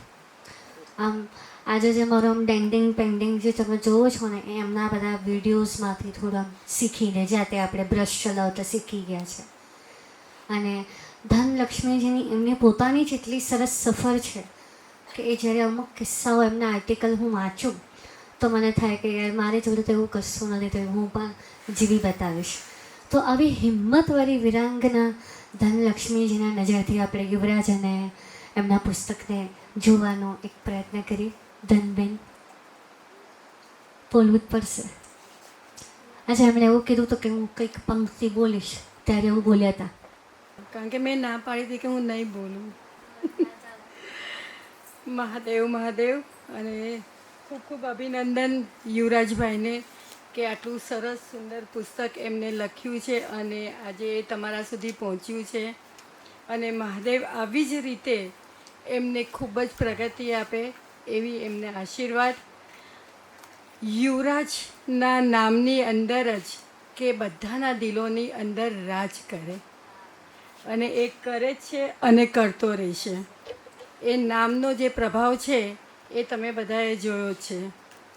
પુસ્તક માટે તો બધાએ બહુ જ બધું કહ્યું, પણ હું પુસ્તક માટે નહીં કહું કારણ કે તમે લોકોએ એના વિશે સાંભળી જ લીધું છે. હું યુવરાજ શું છે એના માટે કહીશ. યુવરાજ મારો એક ભાઈ, પણ ભાઈ કરતાં વિશેષ બાપ, મારો દીકરો અને એનાથી વિશેષ મારો દોસ્ત. જ્યારે પણ મારે જે વસ્તુની જરૂર પડે એ ઓન ધ સ્પોટ હાજર થઈ જાય છે કે તારે શું જરૂર છે. વઢવું હોય ત્યારે વઢી પણ લે છે અને પ્રેમ તો અનહદ કરે છે. મારા મોઢામાંથી નીકળેલી વસ્તુ કે મને યુવરાજ આ જોઈએ છે તો એ હાજર થઈ જાય. યુવરાજ મારે આ ખાવું છે, યુવરાજ મારે અહીંયા જવું છે તો એ તરત એ વસ્તુ હાજર કરી દે. મહાદેવને એટલી પ્રાર્થના કરીશ કે આવો ભાઈ દરેક બેનને આપે તો ખરેખર એ બેન ક્યારેય એની આંખમાં ખુશીના જ આંસુ હશે, હરખના આંસુ હશે. એ રડશે નહીં, ગમમાં ક્યારેય નહીં રડે, એ હંમેશા ખુશ હશે. અને આવો ભાઈ બધાને મળે. બસ એનાથી વધારે કહી દે કહું. મહાદેવ એને હંમેશા ખુશ રાખે.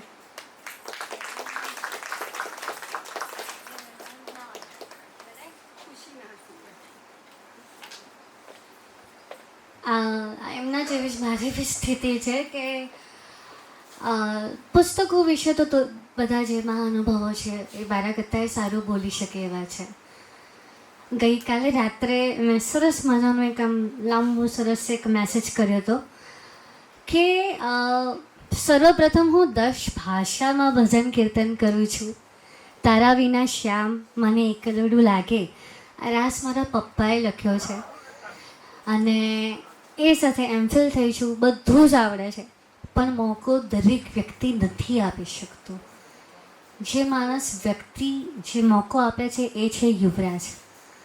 હંમેશા મને એવું થાય કે આવો મારા પપ્પા કહે છે, સોરી પપ્પા તો રહ્યા નથી, કહેતા હતા કે એકવાર શોધવા જશો ને તો ભગવાન મળી જશે.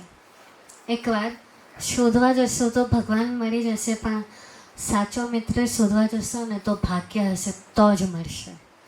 મિત્ર એવો હોવો જોઈએ કે વરસાદ પડતો હોય ને તમે એની સામે ઊભા હો ને તો એ મિત્ર તમારી આંખમાં આવેલા આંસુને ઓળખી જાય કે ભાઈ આ વરસાદનું પાણી નથી, આ એની આંખનું પાણી છે. એ મિત્ર છે મારો યુવરાજ. તો યુવરાજને બોલાવીશ. સર્વપ્રથમ ખૂબ ખૂબ આભાર કે જેણે મને આટલો સરસ મોકો આપ્યો. સર્વપ્રથમ આભાર એનો કે એમણે મને છે ને 3 વર્ષ પહેલાં એક ઇન્ટરવ્યૂ આપ્યું હતું અને અમારી પહેલી મુલાકાત ઝઘડાથી જ થઈ હતી, એકદમ એન્ટિક. બીજો આભાર હું માનીશ કે એમણે એમનું દઈ ગઈ હાર્ટ એટેક જે સોંગ છે એ ગાવાનો મોકો આપ્યો. અને ફર્સ્ટ ટાઈમ મને જે આમ સુનિલભાઈ જે પિક્ચર બિચારા એડિટ જ કરે છે પુરુષ, એમાં મને ગાવાનો મોકો આપ્યો. હું હંમેશા યુવરાજની ઋણી રહીશ. મારા હસબન્ડ ક્રાણેશ શાસ્ત્રી, મારા મમ્મી ગાયત્રીબેન શાસ્ત્રી હંમેશા ઋણી રહેશે કે જ્યારે મને માનસિક આમ તકલીફ હોય કે મારા ઘરમાં સારા પ્રસંગ હોય ત્યારે યુવરાજ આવીને ઊભા રહે છે. અને જે મને કોઈએ મોકો નથી આપ્યો એ મોકો મને બોલવાનો આટલો સરસ મોકો આપ્યો, એના માટે સખાજીને મારા તરફથી હું આભાર માનું છું. હવે યુવરાજભાઈ આવો અને કંઈક બોલો, ને તમને તો ચક્કર આવશે. હું બોલવાનું મારું ચાલુ થાય ને તો બ્રેક નથી લાગતી એટલે આવો. હવે આ કેટલા સરસ હેન્ડસમ દેખાય છે ને, જલ્દીથી એમના માટે છોકરી બી શોધી લેવાની છે. મારે લગ્ન ગીત કરવાના છે એમના લગ્નમાં. સાંભળીશું યુવરાજને. કંઈ બોલવાનું ના હોય. આટલા સરસ મિત્રો આટલું વાલ કરતા હોય, આટલો પ્રેમ કરતા હોય અને આટલી દિગ્ગજ માણસો જ્યારે તમને તમારી કવિતાઓને વિવેચનને લાયક ગણે, એમને પોંખે. પ્રકાશભાઈએ તો પ્રસ્તાવના લખી છે અંદર આ કાવ્ય સંગ્રહની, જે એમણે વાંચી પણ ખરી. એટલે પ્રકાશભાઈ જેવા સાહિત્યની સમજ રાખનાર વ્યક્તિ જ્યારે તમારી કવિતાને પોખતા હોય તો એમ થાય કે કંઈક લખ્યું હશે લખવા જેવું. બાકી તો પ્રકાશભાઈ શું બોલવું, એટલું સુંદર એમણે વિવેચન કર્યું છે. બહુ જૂના મિત્ર છે મારા અને મને હંમેશા મારા કરતાં યંગ જ લાગ્યા છે. અને મેધાનું મને હતું કે જે રીતના બોલ્ડ આર્ટિકલ્સ લખે છે તો કવિતાઓ વિશે બી બોલ્ડ કંઈ બોલશે, પણ એણે બહુ જ મર્યાદામાં મારા કાવ્યોનું વિવેચન કર્યું છે. ગર્વ થાય એના જેવા મિત્રો ઉપર. કેટલું સરસ એક મહિલા થઈને એ પરિવારની જવાબદારી આટલી સરસ રીતે નિભાવે છે. She is a great wife, she is a great mother. અને એ સ્ત્રી તરીકેની બધી જવાબદારીઓ નિભાવ્યા પછી તમે સાહિત્યમાં અને પત્રકારત્વમાં આટલું સુંદર ખેડાણ કરો તો મજાની વાત છે. પ્રકાશભાઈનું પણ એ જ છે કે પારિવારિક જવાબદારીઓ બહુ સુંદર નિભાવે છે અને સાથે જે મસ્તીથી નાટકો કરે અને જે મસ્તીથી ફિલ્મો કરે અને પર્ટિક્યુલરલી મારી ડિરેક્શનવાળી ફિલ્મોમાં એમને કાસ્ટ કરું ને બહુ મજા પડી જાય, કારણ કે એક દોસ્તીવાળી કેમેસ્ટ્રી હોય અને બહુ સુંદર અભિનય કર્યો હતો એમણે બોસ હોય તો ધમાલમાં. અને મંચ ઉપર ડેફિનેટલી સૌથી પોપ્યુલર કોઈ નામ હોય તો એ છે કુલદીપસિંહ કલ્લેર.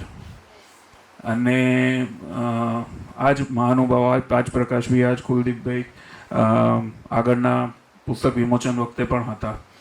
અને કુલદીપસિંહ કલ્લેર એટલા ગ્રાઉન્ડેડ કે આવી જઈશ. અને આ બધું તામઝામ કરવાની સલાહ અને બધું એમનું જ છે બધું. બાકી તો એ કીધું બધું નાટકના બધા કાર્યક્રમો થતા હોય છે ને એમાં ક્યાંક ઊભો રહીને હું પેલું આ વિમોચન કરી નાખીશ એટલે મારે ખર્ચો ના થાય એમ. તો કે નાના ખર્ચા જેવું હોતું નથી, બેઝિક ખર્ચો હોલ ભાડે રાખી લેવાનો ને આટલું તો કરવું પડે. એટલે એની પાછળનું ભેજું કુલદીપભાઈ છે. અને માત્ર દેશમાં નહીં વિદેશમાં, હું તો કહીશ આખા બ્રહ્માંડમાં એમની ખ્યાતિ છે. એટલે એટલા એ પોપ્યુલર છે.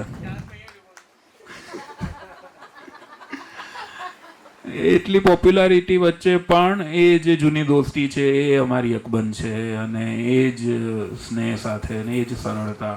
વાહ, આ મજા છે. ધનલક્ષ્મીને પણ લોકો બહુ પ્રેમ કરે છે, એ લોકોને બહુ પ્રેમ આપે છે. એટલે પ્રેમનું આદાન પ્રદાન એનું આખી દુનિયા સાથે ચાલતું રહેતું હોય છે. દુનિયામાં એ બધા ઘણા બધા લોકોને ભાઈ બનાવે છે, મને પણ બનાવ્યો છે. અને મારી સાથે અલગ જ બોન્ડ છે આખું. She is my family, you know, extended family. નજીકમાં રહે અને કારણ કે શું છે કે 10 વર્ષથી એકલો રહું છું. હવે પરિવાર છે જ છે, પણ પરિવારનો પણ, એટલે બહેન પરણી ગઈ તો એના બાળકો હોય, એના એ હોય, બધું હોય. પણ જે માણસ એકલો રહેતો હોય એને શું થાય કે બહેનના ત્યાં નથી જવું દિવાળીમાં, કારણ કે હું એમના ત્યાં જઈશ, બહુ ભાવથી બોલાવે, બહુ જ જીદ કરીને બોલાવે, પણ એમ થાય કે મારા ઘરે દીવો કોણ કરશે? આ ઘરમાં દીવો નહીં થાય જો હું દિવાળીમાં નહીં હોઉં. તો ત્યારે આવા મિત્રો જે ધનલક્ષ્મી છે, રશ્મિન છે, એ બધા આવે ને તો એવું લાગે કે આઈ to have a family. So that is Dhanlaxmi. બીજા મિત્રો જે મોડા આવ્યા છે પણ આવ્યા છે, એટલે એમના નામ લેવા પડે. ફાલ્ગુનભાઈ છે, બહુ મજાના, તાળીઓ થઈ જાય ફાલ્ગુનભાઈ માટે, પાછળ બેઠા છે. બહુ જ મજાના પ્રોડક્શન હેડ, કાસ્ટિંગ ડિરેક્ટર, અને વર્ષોથી ગુજરાતી ફિલ્મ ઇન્ડસ્ટ્રીમાં કોઈ જ એવું નહીં હોય કે જે એમને નહીં જાણતું હોય. અને ફિલ્મ બનાવવાનું કામ જે છે, જેટલું અઘરું છે ને એ સરળ કરી નાખે છે ફાલ્ગુનભાઈ. એ બધી જ જવાબદારીઓ લઈને ફ્લોર ઉપર ફરતા હોય. એટલે હા, કાવ્યના માણસ છે, સાહિત્યની સમજવાળા માણસ છે, એ તો બધું છે જ. પણ ડીઓપી થી લઈને ડિરેક્ટરથી લઈને એક્ટરથી લઈને બધા ફ્લોર પર પહોંચે ને ત્યારથી એ જોઈએ કે ફાલ્ગુનભાઈ ક્યાં છે, ફાલ્ગુનભાઈ ક્યાં છે, ફાલ્ગુનભાઈ ક્યાં છે. અને ફાલ્ગુનભાઈને જોઈ લે ને એટલે એમ થાય કે ના, હવે બધું આવી ગયું. કંઈ બી ઘટશે કરશે, કંઈ બી જોઈતું હશે, કંઈ બી કેમેરો બગડી જશે તોય વાંધો નહીં આવે, ફાલ્ગુનભાઈ મેનેજ કરી લેશે. એક્ટર નહીં આવે તોય વાંધો નહીં આવે, છેલ્લી ઘડીએ નવો એક્ટર લઈ આવશે. એટલા જે કહેવાય એક્સલન્ટ માણસ છે. હા, ફીટર સર બેઠા છે. Fitter sir is the most senior person here, અને બહુ જ ગ્રાઉન્ડેડ. એમને ક્યારેય કશું જ એ કરતા નથી આવડ્યું જે બીજા ડિરેક્ટર્સને પોતાનું મહત્ત્વ દેખાડતા આવડે એવું એમને નથી આવડ્યું. અને બહુ જ ક્રિએટિવ માણસ, બહુ જ ક્રિએટિવ માણસ. અને એ કેટલા ઉમળકાથી આવ્યા છે. લાસ્ટ ટાઈમ પણ એ પધાર્યા હતા. હરદેવભાઈ છે, ભાભી સાહેબ છે, બાજુમાં જ રહે છે, મારા કઝિન બ્રધર છે, અને મને સાચવે છે. અને એટલા જ પ્રેમથી આગળના કાવ્ય સંગ્રહમાં આવ્યા હતા, એટલા જ લાગણી અને ઉમળકાથી આજે પણ આવ્યા છે. અને ચિત્રમભાઈ છે, Chitram Rajul, senior, one of the senior ચિત્રકાર, અને મારા બહુ ગમતા અને મારા બહુ નજીકના મિત્ર. અમારે અલગ જ પ્રકારની મૈત્રી છે. અને બહાર જે સ્ટેન્ડિંગમાં મારું પેઇન્ટિંગ છે, મારું સ્કેચ છે, એ એમણે બનાવ્યું છે. આબેહૂબ બનાવ્યું છે, અને માત્ર 1.5 કલાકમાં બનાવ્યું છે એનું. એટલે એ ચિત્રમભાઈ છે. અને નજર ફેરવવી પડશે, કોઈ રહી નથી જતું. હા, જોઈશ, યાદ આવશે તો. બાકી જીતેન્દ્ર ઠક્કર સાહેબને વિનંતી કરવી જ પડે કે આટલા દિગ્ગજ માણસ જ્યારે ઓડિયન્સમાં બેઠા હોય, સામે બેઠા હોય ને વધાવવા આવ્યા હોય ને પ્રેમ કરવા આવ્યા હોય ને આટલા ઉમળકાથી આવ્યા હોય તો એમના આશીર્વાદ તો લેવા જ પડે. અને જીતેન્દ્ર ઠક્કર સાહેબ આવશે, મને આશીર્વાદ આપશે. કાવ્ય પુસ્તકના પાના ફેરો તમે એમને જોયા તો એમને કંઈ વાંચ્યા પછી ગાળો દેવી હોય તો એ પણ છૂટ છે. અને સાહેબ આવે એના પછી આપનામાંથી કોઈને ઈચ્છા થાય અને અહીંયા એને કંઈ બોલવાની, બે શબ્દ બોલવાની, તો બધાનું સ્વાગત છે. સાહેબ પધારો અને બે શબ્દ કહો.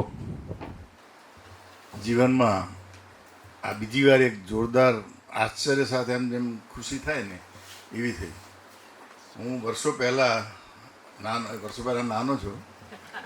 એ વખતે નાનો હતો ત્યારે મારા પપ્પાની જોડે ક્યાંક પરદેશમાં ક્યાંક ગયેલા, અને ત્યાં એવું હતું કે આમ $1 નાખીએ એટલે એની પરચુરણ બહાર આવે એવું કંઈક મશીન હતું.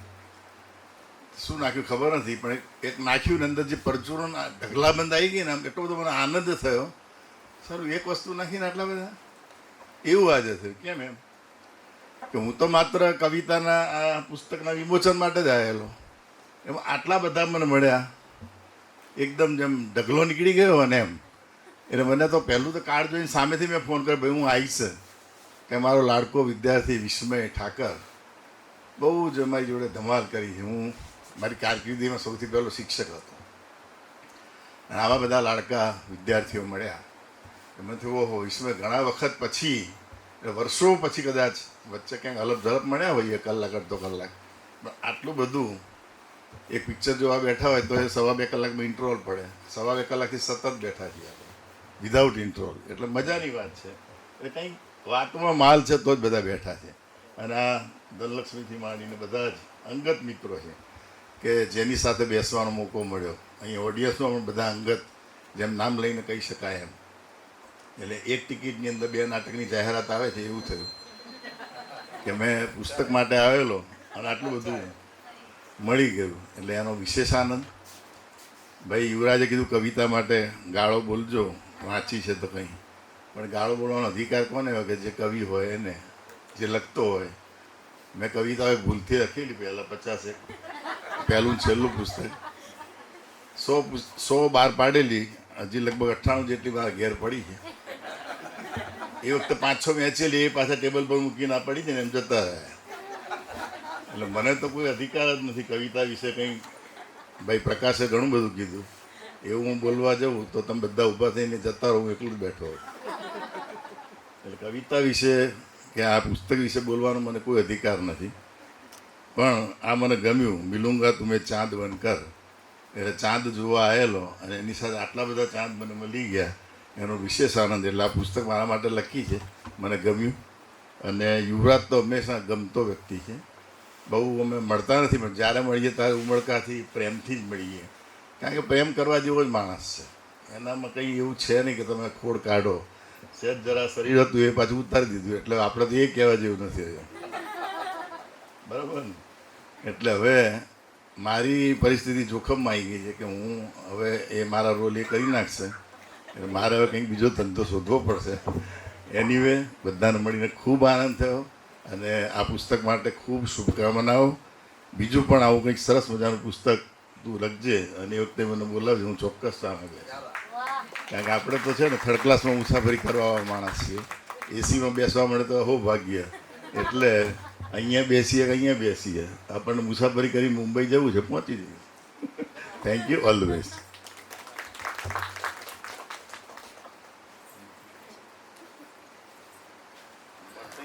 લવ યુ સર. બસ આટલું લવ યુ જ કહી શકાય. આમાં એટલો પ્રેમ એમણે વ્યક્ત કર્યો મારા માટે આપણા બધા માટે. અને મારે હમણાં કેવું બ્લન્ડર થયું તમે ગીતાની વાત કરો અને કૃષ્ણનો ઉલ્લેખ જ રહી જાય અથવા તો કૃષ્ણની વાત કરો અને સોરી વાત એવી છે કૃષ્ણની વાત કરો અને ગીતાનો ઉલ્લેખ ના કરો એના જેવી વાત થઈ કે મેં બધાની વિશે બોલ્યો અને ડૉક્ટર વિસ્મય ઠાકર વિશે જ ના બોલ્યો. એટલે બહુ અંગત મિત્ર છે અને એકદમ હળવાશથી મને મળે છે પણ એટલા જ ઊંચાઈવાળા એ વ્યક્તિ છે. લાભશંકર ઠાકરના પુત્ર હોવું એક વાત છે અને એ લેગસી કન્ટિન્યુ કરવી એ બહુ જવાબદારીવાળી વાત છે. અને એમાં આ હંમેશા એટલે કોઈ પણ મહાન વ્યક્તિના પુત્ર હોવું ને લોકોની બહુ જ એક્સપેક્ટેશન્સ હોય કે લાભશંકર ઠાકરના સન્માન. હવે એ એક્સપેક્ટેશન કરતાં પણ વધારે સારી રીતે ખરા ઉતરવું એ આ માણસે કરી બતાવ્યું છે. તે સાહિત્યનું એટલી ઊંડી સમજ આટલો બધો પ્રેમ એ બધા લોકોને કરે છે પ્રેમથી. સાહિત્યની ઊંડી સમજ બહુ જ સારા નિષ્ણાંત ડૉક્ટર એ જ ક્લિનિક ચલાવે છે લાભશંકર ઠાકર સાહેબ ચલાવતા હતા અને એટલું એમની ક્લિનિક ઉપર રશ હોય એટલો એમનો જે કહેવાય ને કે દીકતો ધંધો અને પેશન્ટની એમ લાઈનો લાગી હોય અને આ બહુ જ અલગ પ્રકારના અલગારી કહી શકાય એમ એટલે મોજીલા વ્યક્તિ મોજીલા વધારે કહી શકાય કે ગમે ત્યારે હોસ્પિટલની બહાર પાટિયા લાગી જાય કે ડૉક્ટર સાહેબ 15 દિવસ નથી, ડૉક્ટર સાહેબ મહિનો નથી. હવે એક દિવસની પ્રેક્ટિસના તમે જ ગણો કેટલા બધા રૂપિયા એમને મળતા હશે, પણ એ બધું એમને નથી. યુવરાજ, મારી પાસે ઇનફ મની છે, મોજ કરવા જતા રહેવાનું, આપણે જિંદગી તો જીવવાની ને યાર. આ બધું શીખું છું એમની પાસેથી, જીવતા શીખું છું. આ મેં જીવું જ છું, પણ એમાં એમનો સાથ મળે ત્યારે વધારે સારી રીતે જીવવા મળે છે. તો થેન્ક યુ વિષ્ણુભાઈ. કોઈને કંઈ કહેવું છે તારે? તું તો કહેતી જ રહીશ. હા, તો એટલે તમને એવું ના થાય કે કવિ તરીકે ઊભો થયો હતો અને કવિતાઓ વાંચી નહીં ને કંઈ બોલ્યો નહીં એટલે કંઈ બોલીશ. બાકી તો હવે અને તમે ના પાડશો તો નહીં બોલું. મને એવું કંઈ છે નહીં. કંઈક તો બોલો. બોલું કે ના બોલું? हाँ, તો તેરે બગેર મેં. તો આમાં બધી એ કલ્પનાઓ છે. સિમ્પલ વાત છે કે તારા વગર હું શું છું, તો એ મેં કહેવાનો નાનકડો પ્રયાસ કર્યો છે. તેરે બગેર મેં जैसे बिना पंख का मोर, जैसे खुद लुटा हुआ चोर, जैसे घनघोर बारिश में मेरा तन और मन सूखा, जैसे गर्मियों की लू जैसा सदियों से पड़ा मैं भूखा, जैसे पिया की याद में बैठी विरहन लड़की, जैसे बिल्कुल झूठा हंसने वाली देह व्यापार से जुड़ी लड़की, जैसे स्कूल से आया हुआ प्यासा बच्चा, जैसे झूठ मूठ का रोने वाला जिद्दी बच्चा, जैसे सच्चे आंसू की मूरत हूँ मैं, जैसे अंधे कानून की सूरत हूँ मैं, जैसे शेर से घायल हिरनी, जैसे तूफान में मुझ पर बिजली गिरनी, जैसे मेंटल हॉस्पिटल से भागा हुआ मैं पागल, जैसे सालों से बंद पड़े मकान में कुर्सी सी मेरी बसल, जैसे जीवन उजागर करने तोरल की राह तकता हुआ जैसल, जैसे गरीब के घर में माँ की खांसी, जैसे बिना जुर्म के लटका दी गई हो मुझे फांसी, जैसे तुम्हारी नज़र को ढूंढते मेरे नैन बावरे, जैसे राधा किशन को कहने तरसे ओ मेरे सावरे, जैसे नापसंद लड़की से करवा दे कोई मजबूरन शादी, जैसे ऐसा खो जाऊं मैं मुझे ढूंढ न पाए पूरे शहर की आबादी, जैसे बिना सर पैर की बात करता हुआ वोट का भूखा शासक, जैसे बिना दाल सब्जी के सूखी रोटी चबाता हुआ भिक्षा याचक, जैसे बीच सड़क अंधे से लाठी छूट जाए, जैसे तुमने गिफ्ट की हुई घड़ी मुझसे टूट जाए, जैसे महलों में होने वाले अन्याय को तकता लाचार सेवक, जैसे हमेशा हारने वाली पार्टी का जन सेवक, जैसे समुंदर को हो 2 बूंद की तरस, जैसे मैं नशेड़ी और तुम मेरी चरस, जैसे अपने पति से कभी चरम सुख न पाने वाली औरत, जैसे हर एक लड़की में दिखती है मुझे तेरी सूरत, जैसे गांधी को लगने वाली बदनाम गोली, जैसे तेरे प्यार में पागल हुई मेरी शक्ल लगे सबको भोली, जैसे बिना रंगों की होली, जैसे बिना दिए की दिवाली, जैसे बिना चांद की ईद, जैसे खोज चुकी हो किसी ने आखिरी उम्मीद, जैसे बूढ़े गरीब की खो जाए सारी बीड़ी, जैसे एश ट्रे में पड़ी बुझी हुई तीली, जैसे मेरे जीवन का हर क्षण हो मौका सिसकी का, जैसे मेरे जीवन का हर क्षण हो मौका सिसकी का, जैसे नशा ही न चढ़े चाहे आखिरी पैक हो बोतल विस्की का. पति गई.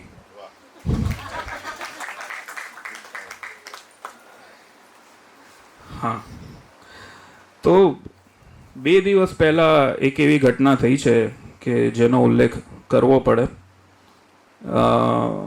બહુ ગંભીર વાત છે કે મારા પર આત્મઘાતી પ્રહાર કરવામાં આવ્યો.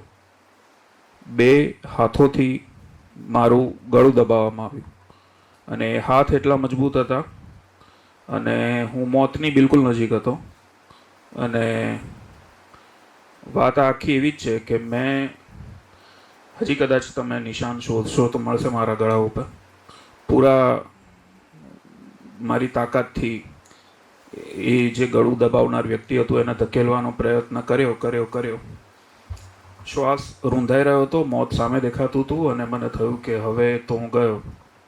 અને આ અનુભવ અને પછી આંખો ખુલીને ખબર પડી કે સપનું હતું. અને એવું મેં ફીલ કર્યું અને મને આંખ ખુલી એના પછી પણ જે કહેવાય ને કે એ ફીલ થતું હતું ગૂંગળામણ. હવે વાત એ છે કે ચલો સપનું જતું ને લાઇટલી લેવાનું, ભૂલી જવાનું, શું મોટી વાત છે. સપનામાં તો કંઈ બી થાય, સપનું હોય ભૂલી જવા માટે હોય છે સપનું. એવું જ દ્રષ્ટિકોણ મેં જીવન માટે રાખ્યો છે કે જે કંઈ પણ થઈ ગયું તમે એને જો સાક્ષી ભાવે જુઓ ને કે ઠીક છે થઈ ગયું, બધા સાથે થાય છે, કંઈ ને કંઈ થાય છે. વિટનેસ કરવાનું, પોતાની લાઈફને એવી રીતે જોવાની જાણે તમે કોઈ ફિલ્મ જોતા હો. તો ત્યારે તમે એને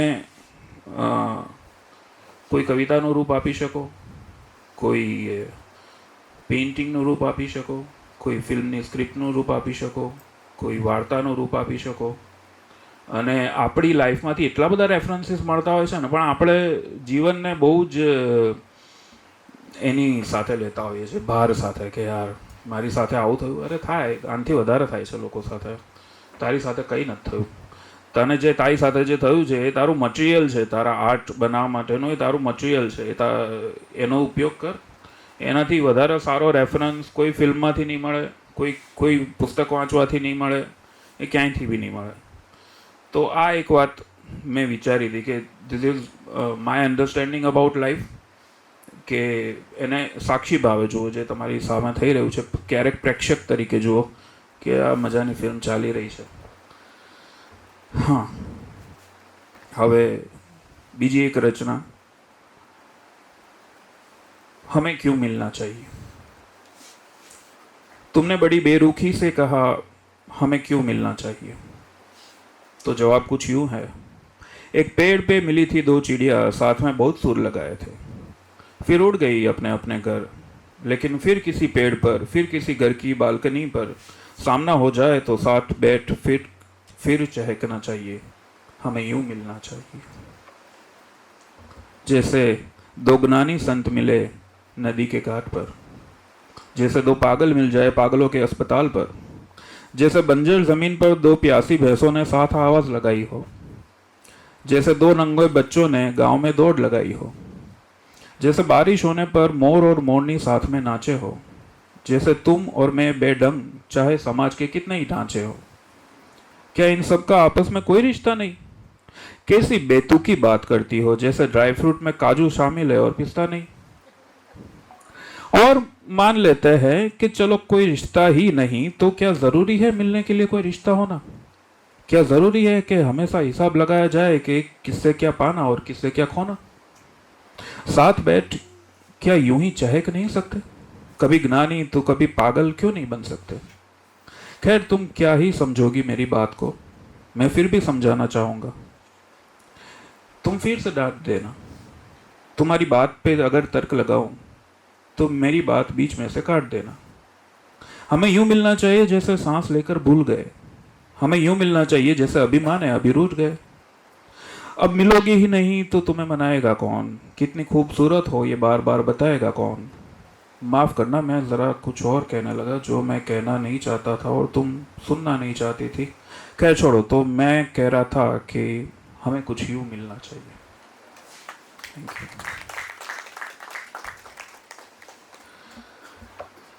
तो આટલા દિગ્ગજ, જ્ઞાની, અંગત, પ્રેમી લોકો આટલી સુંદર સંખ્યામાં ઉપસ્થિત થયા.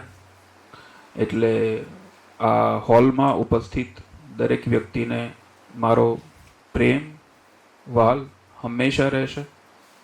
આ ચહેરા મારા સાહિત્યના પ્રાગટ્યના સાક્ષી બન્યા હતા, એ ચહેરા હંમેશા યાદ રહેશે. મંચ ઉપર બિરાજમાન આદરણીય મહેમાનોનો ફરીવાર આભાર, ફરીથી પ્રેમ. માનસીનો પણ આભાર અને પ્રેમ, એણે આટલું સુંદર સંચાલન કર્યું કાર્યક્રમનું. And I love you all. Thank you.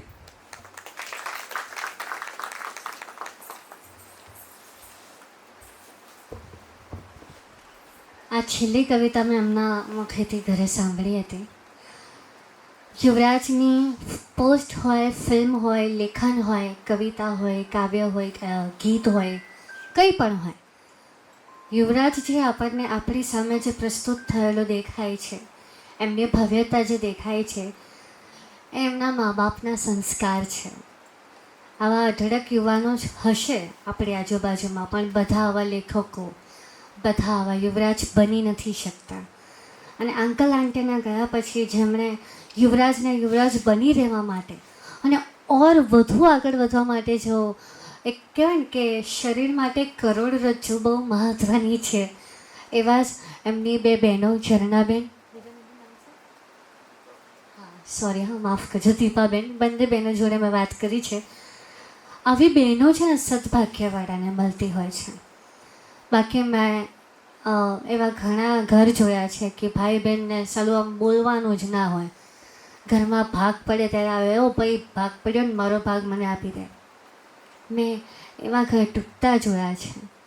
ઝરણાબેન જે અહીં ઉપસ્થિત છે, એમના હસબન્ડ એ પણ અહીંયા ઉપસ્થિત છે. તો આવી બહેનો હોય ને ત્યારે આપણી સમક્ષ આવો યુવરાજ ઊભો થાય છે. એક રિક્વેસ્ટ છે કે ઝરણાબેન પણ આવે અને કંઈક બોલે, કારણ કે આટલું સરસ લખનાર વ્યક્તિની પાછળ કોઈ હોય તો એ વ્યક્તિ કેવું હશે એ જાણવાની ઈચ્છા છે. જો એમની અનુમતિ હોય, આવવા માંગતા હોય, બોલવા ઈચ્છતા હોય તો ઝરણાબેન. યુવરાજને તો જાણીએ જ છે, પણ યુવરાજને જે વિષયથી જાણીએ છીએ એ વિષય તમે છો, તો એક કંઈક બોલો. કેવું કહેવાય ને કે આમ સ્ટાર માણસ આપણી સામે છે અને સ્ટાર માણસને બનાવનાર સુપરસ્ટાર કેટલો સામાન્યત્વ ધરાવીને એમ ઓડિયન્સમાં બેઠું છે. નહીં તો મારા જેવી હું કે ઓ ભાઈ તારું બુક લોન્ચ છે ને હું આગળ જ બેસીશ, મારા જેવી આવું કે. તો જાણીએ ઝરણાબેનનો અવાજ અને એમના વિચારો. ઝરણાબેન. ખૂબ ખૂબ અભિનંદન યુવરાજ. અત્રે ઉપસ્થિત સૌનું પણ ખૂબ ખૂબ આભાર કે તમે આટલો સ્નેહ બતાવો છો યુવરાજ માટે. અને યુવરાજ માટે બોલવા માટે તો હવે શબ્દો ખૂટી પડે. અને ધનલક્ષ્મીબેનની આંખમાં જેમ આંસુ આવી ગયા ને, આંસુ જ બોલે એવું છે. પણ એટલું કહીશ કે તે અમને બહુ જ ગર્વ અનુભવાવડાવ્યો છે. મમ્મી પપ્પા પણ અત્યારે હોત તો ખૂબ જ ખુશ થયા હોત. અને પપ્પા મારા ના તો ખુશી,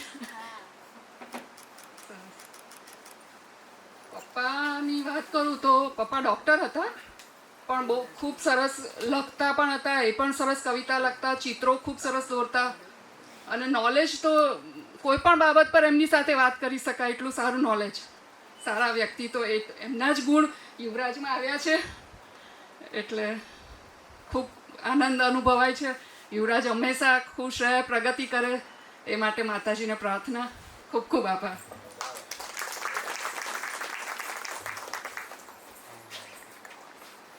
હજુ પણ કોઈકે બોલવું હોય તો. આ પ્રેમ છે, આ કળિયુગનો પ્રેમ કહેવાય. કળિયુગમાં આ બધું જોવા નથી મળતું. મેં હા કુલદીપભાઈ લાલ આયા, બોલો બોલો. બેન એક વાત કરી તો મને એક વાત યાદ આવી. મારા પુસ્તકના વિમોચન વખતે મમ્મી પપ્પા હાજર નહોતા, એટલે તમારી જે સિચ્યુએશન છે એનાથી હું એસોસિએટ થઈ શકું છું.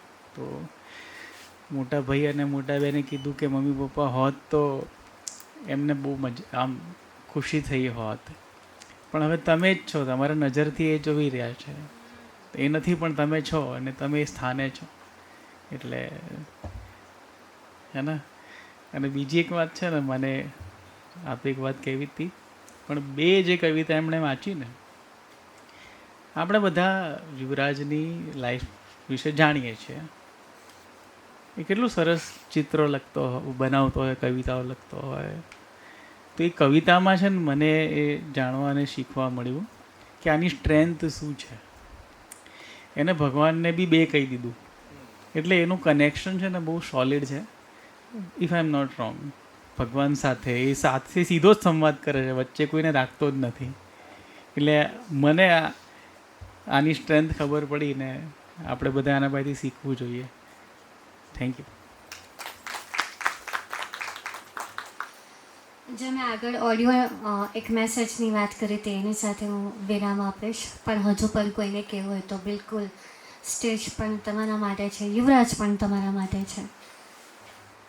એક નામ લેવાનું રહી ગયું. શીતલબેન અહીંયા ઉપસ્થિત છે. થેન્ક યુ શીતલબેન. એમને ગૌરવ પુરસ્કાર મળ્યો છે નૃત્ય માટેનો. કયા નૃત્ય માટે?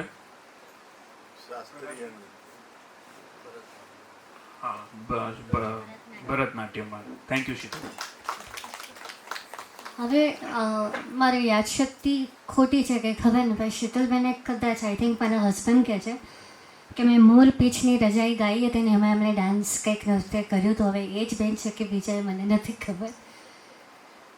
ઓડિયો મેસેજની વાત કરીએ તો મને યુવરાજે શું આપ્યું એમાં સૌથી સર્વશ્રેષ્ઠ આપ્યું વિચાર અને લખાણ. જે તમને કાલે સખાજીએ કીધું હતું ને કે તમારા માટે એમ સરપ્રાઈઝ છે. એમની ગિફ્ટ તો ભલે ને ભૂલી ગઈ તો આપણે કુરિયર કરી દઈશું. સરપ્રાઈઝ એ છે કે હું બાળપણથી જ લખતી આવી છું, ક્યારેય કોઈ પ્રકાશિત કર્યું નથી. અને એમાં હું પુરુવેદ નામનો 11 વાર્તા સંગ્રહ જે પુરુષોની વેદના ઉપર છે. આમ તો બિચારી સ્ત્રીના ઉપર અઢળક લખાય છે પણ પુરુષને કોઈ ગણતું જ નથી. આ ખબર નહીં, બહુ મોટો થોડાક સમય પછી પુરુષ બચાવ અભિયાન પણ ચાલુ સરકાર કરશે એવું મને લાગે છે. થશે, બહુ હેડિંગ હશે. અને બીજું છે રૂક્ષ્મણી, નવલકથા લખી છે, એનું એન્ડિંગ પૂરું થઈ ગયું છે. આ લગ્ન પહેલાંની હું 9મા ધોરણમાં હતી ત્યારથી મેં રૂક્ષ્મણીજી વિશે લખવાનું ચાલુ કર્યું હતું અને એન્ડિંગ હમણાં આવ્યો છે. આ હિંમત મને યુવરાજના દૃષ્ટિકોણથી મળી છે. એટલે મારી નવલકથા રૂક્ષ્મણી માટે એનો ક્રેડિટ હું યુવરાજને આપીશ. જ્યારે પણ આવું બુક લોન્ચ કરું કે ના કરું પણ મારા પુસ્તકના શબ્દોમાં યુવરાજ મળશે. ફરીથી મિલુંગા તુમ્હે ચાંદ બન કે ચોક્કસથી તમે લોકો બધા વાંચજો.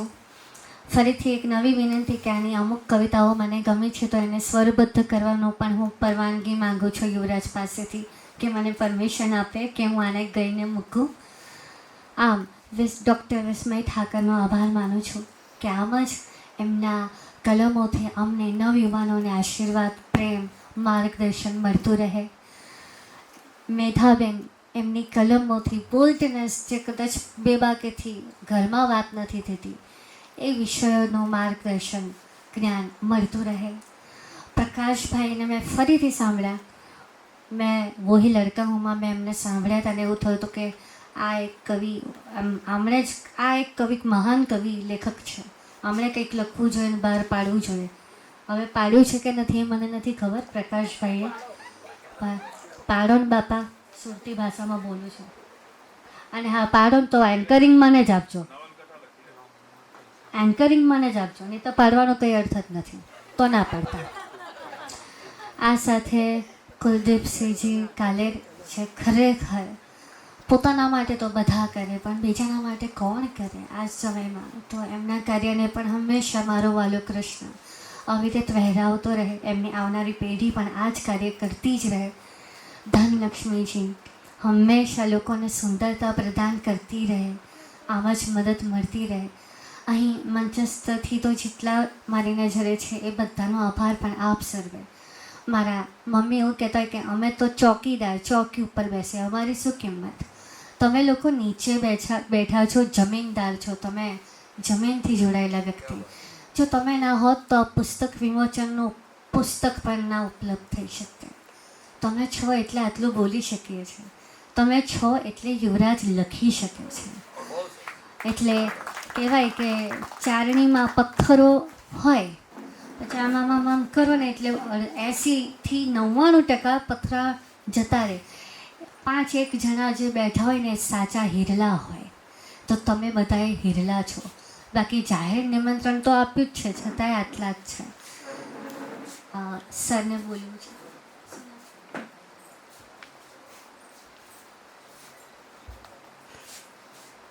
મુક્ત ફરફરતા પવન હું નથી, આ ત્વચા છોડી ને આવું કઈ રીતે? શબ્દ તર છોડીને આવું કઈ રીતે, હું મને છોડીને આવું કઈ રીતે. યુવરાજ,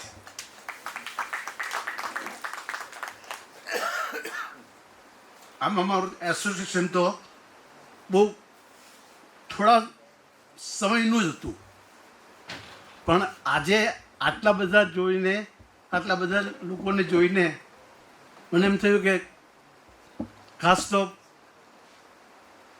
લાભશંકર ઠાકરની બધા નામોનો ઉલ્લેખ થયો એટલે મને એમ થયો જીતેન્દ્ર ને બધા અમારા જૂના દિવસો યાદ આવી ગયા. એ જે સાહિત્ય સભાઓ, એના કારણે એમ થયું કે ચાલો થોડી ક્ષણો જીવી લઈએ. સમયના વહેણની સાથે માણસ બદલાતો જાય, સાહિત્ય બદલાતું જાય, પણ શબ્દ ક્યારેય બદલાતો નથી. એ એક એવી વજનદાર વસ્તુ છે કે જે હંમેશા એનો પડકાર સતત જુદા જુદા રીતે પ્રદર્શિત કરતો રહે. માણસ ગુજરાતીમાં હવે લખે છે કવિતા હિન્દીમાં. It is a miracle. આપણે કલ્પના જ ના કરીએ કે શું કામ માણસ હિન્દીમાં કવિતા લખે. એક સરસ નવી દિશા પકડી છે. આ દિશામાં આગળ ને આગળ વધે ને સાહિત્ય એ સર્જન છે. સતત એની અંદર નવા ને નવા પ્રયત્નો થતા જાય છે. આવા જ પ્રયત્નો થતા રહે. પ્રકાશ, મને ખબર નહીં કે એ આટલું સરસ, is a very good orator. મેં તો એને પહેલી વાર આટલું બધું સરસ રીતે બોલતા સાંભળ્યું. મેં તો નાટકના ડાયલોગો જ એની પાસે સાંભળેલા, પણ he is a very good orator. એનું વાંચન પણ એટલું જ સારું છે. સો ધી રીડિંગ, હવે આજના આસ્પેક્ટની અંદર મેં જે જોયું ને કે લોકો પુષ્કળ વાંચતા થઈ ગયા છે, અને આપણે એમ કહીએ છીએ કે આવતી પેઢી કશું કંઈ કરતી નથી, એ ખોટું છે.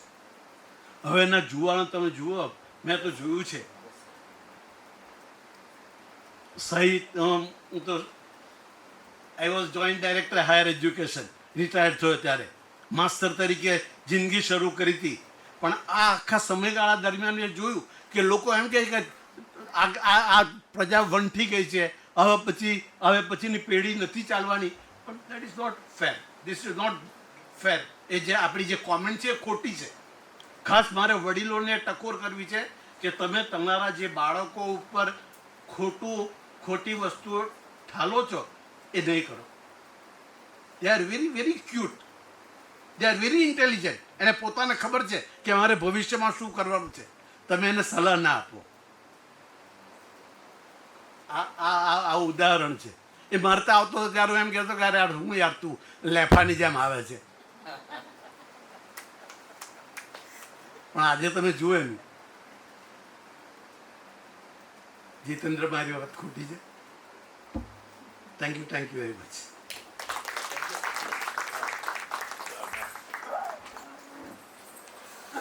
આ માનસીએ જે કીધું એના સંદર્ભમાં કહું છું, પ્રકાશભાઈને બહુ જ વઢું છું અને ટકોર કરું છું. એ નવલકથા લખી રહ્યા છે અને ફીટર સર આવતા હોય અને ફીટર સર અહીંયા આટલો પ્રેમ પ્રગટ કરતા હોય. આઈ લવ યુ ફીટર sir. He is truly a gem of a person, truly a gem of a director, and yes, we love him. હમણાં જ એમની 70મો જન્મદિવસ બહુ સુંદર રીતે ઉજવ્યો. હવે 76 થયા. જીતેન્દ્ર ઠક્કર સાહેબ ત્યાં આવ્યા હતા, હું પણ ગયો હતો અને ભવ્ય કાર્યક્રમ કરીને કેટલા બધા લોકો એમને પ્રેમ કરે છે અમે જોયું હતું. હા, તો જાહેરમાં પ્રકાશભાઈ પાસેથી વચન લેવાનું છે કે દિવાળી સુધીમાં નવલકથાનું પુસ્તક પ્રગટ કરે, નહીતર પછી કોઈ સજા એમને કરવામાં આવશે.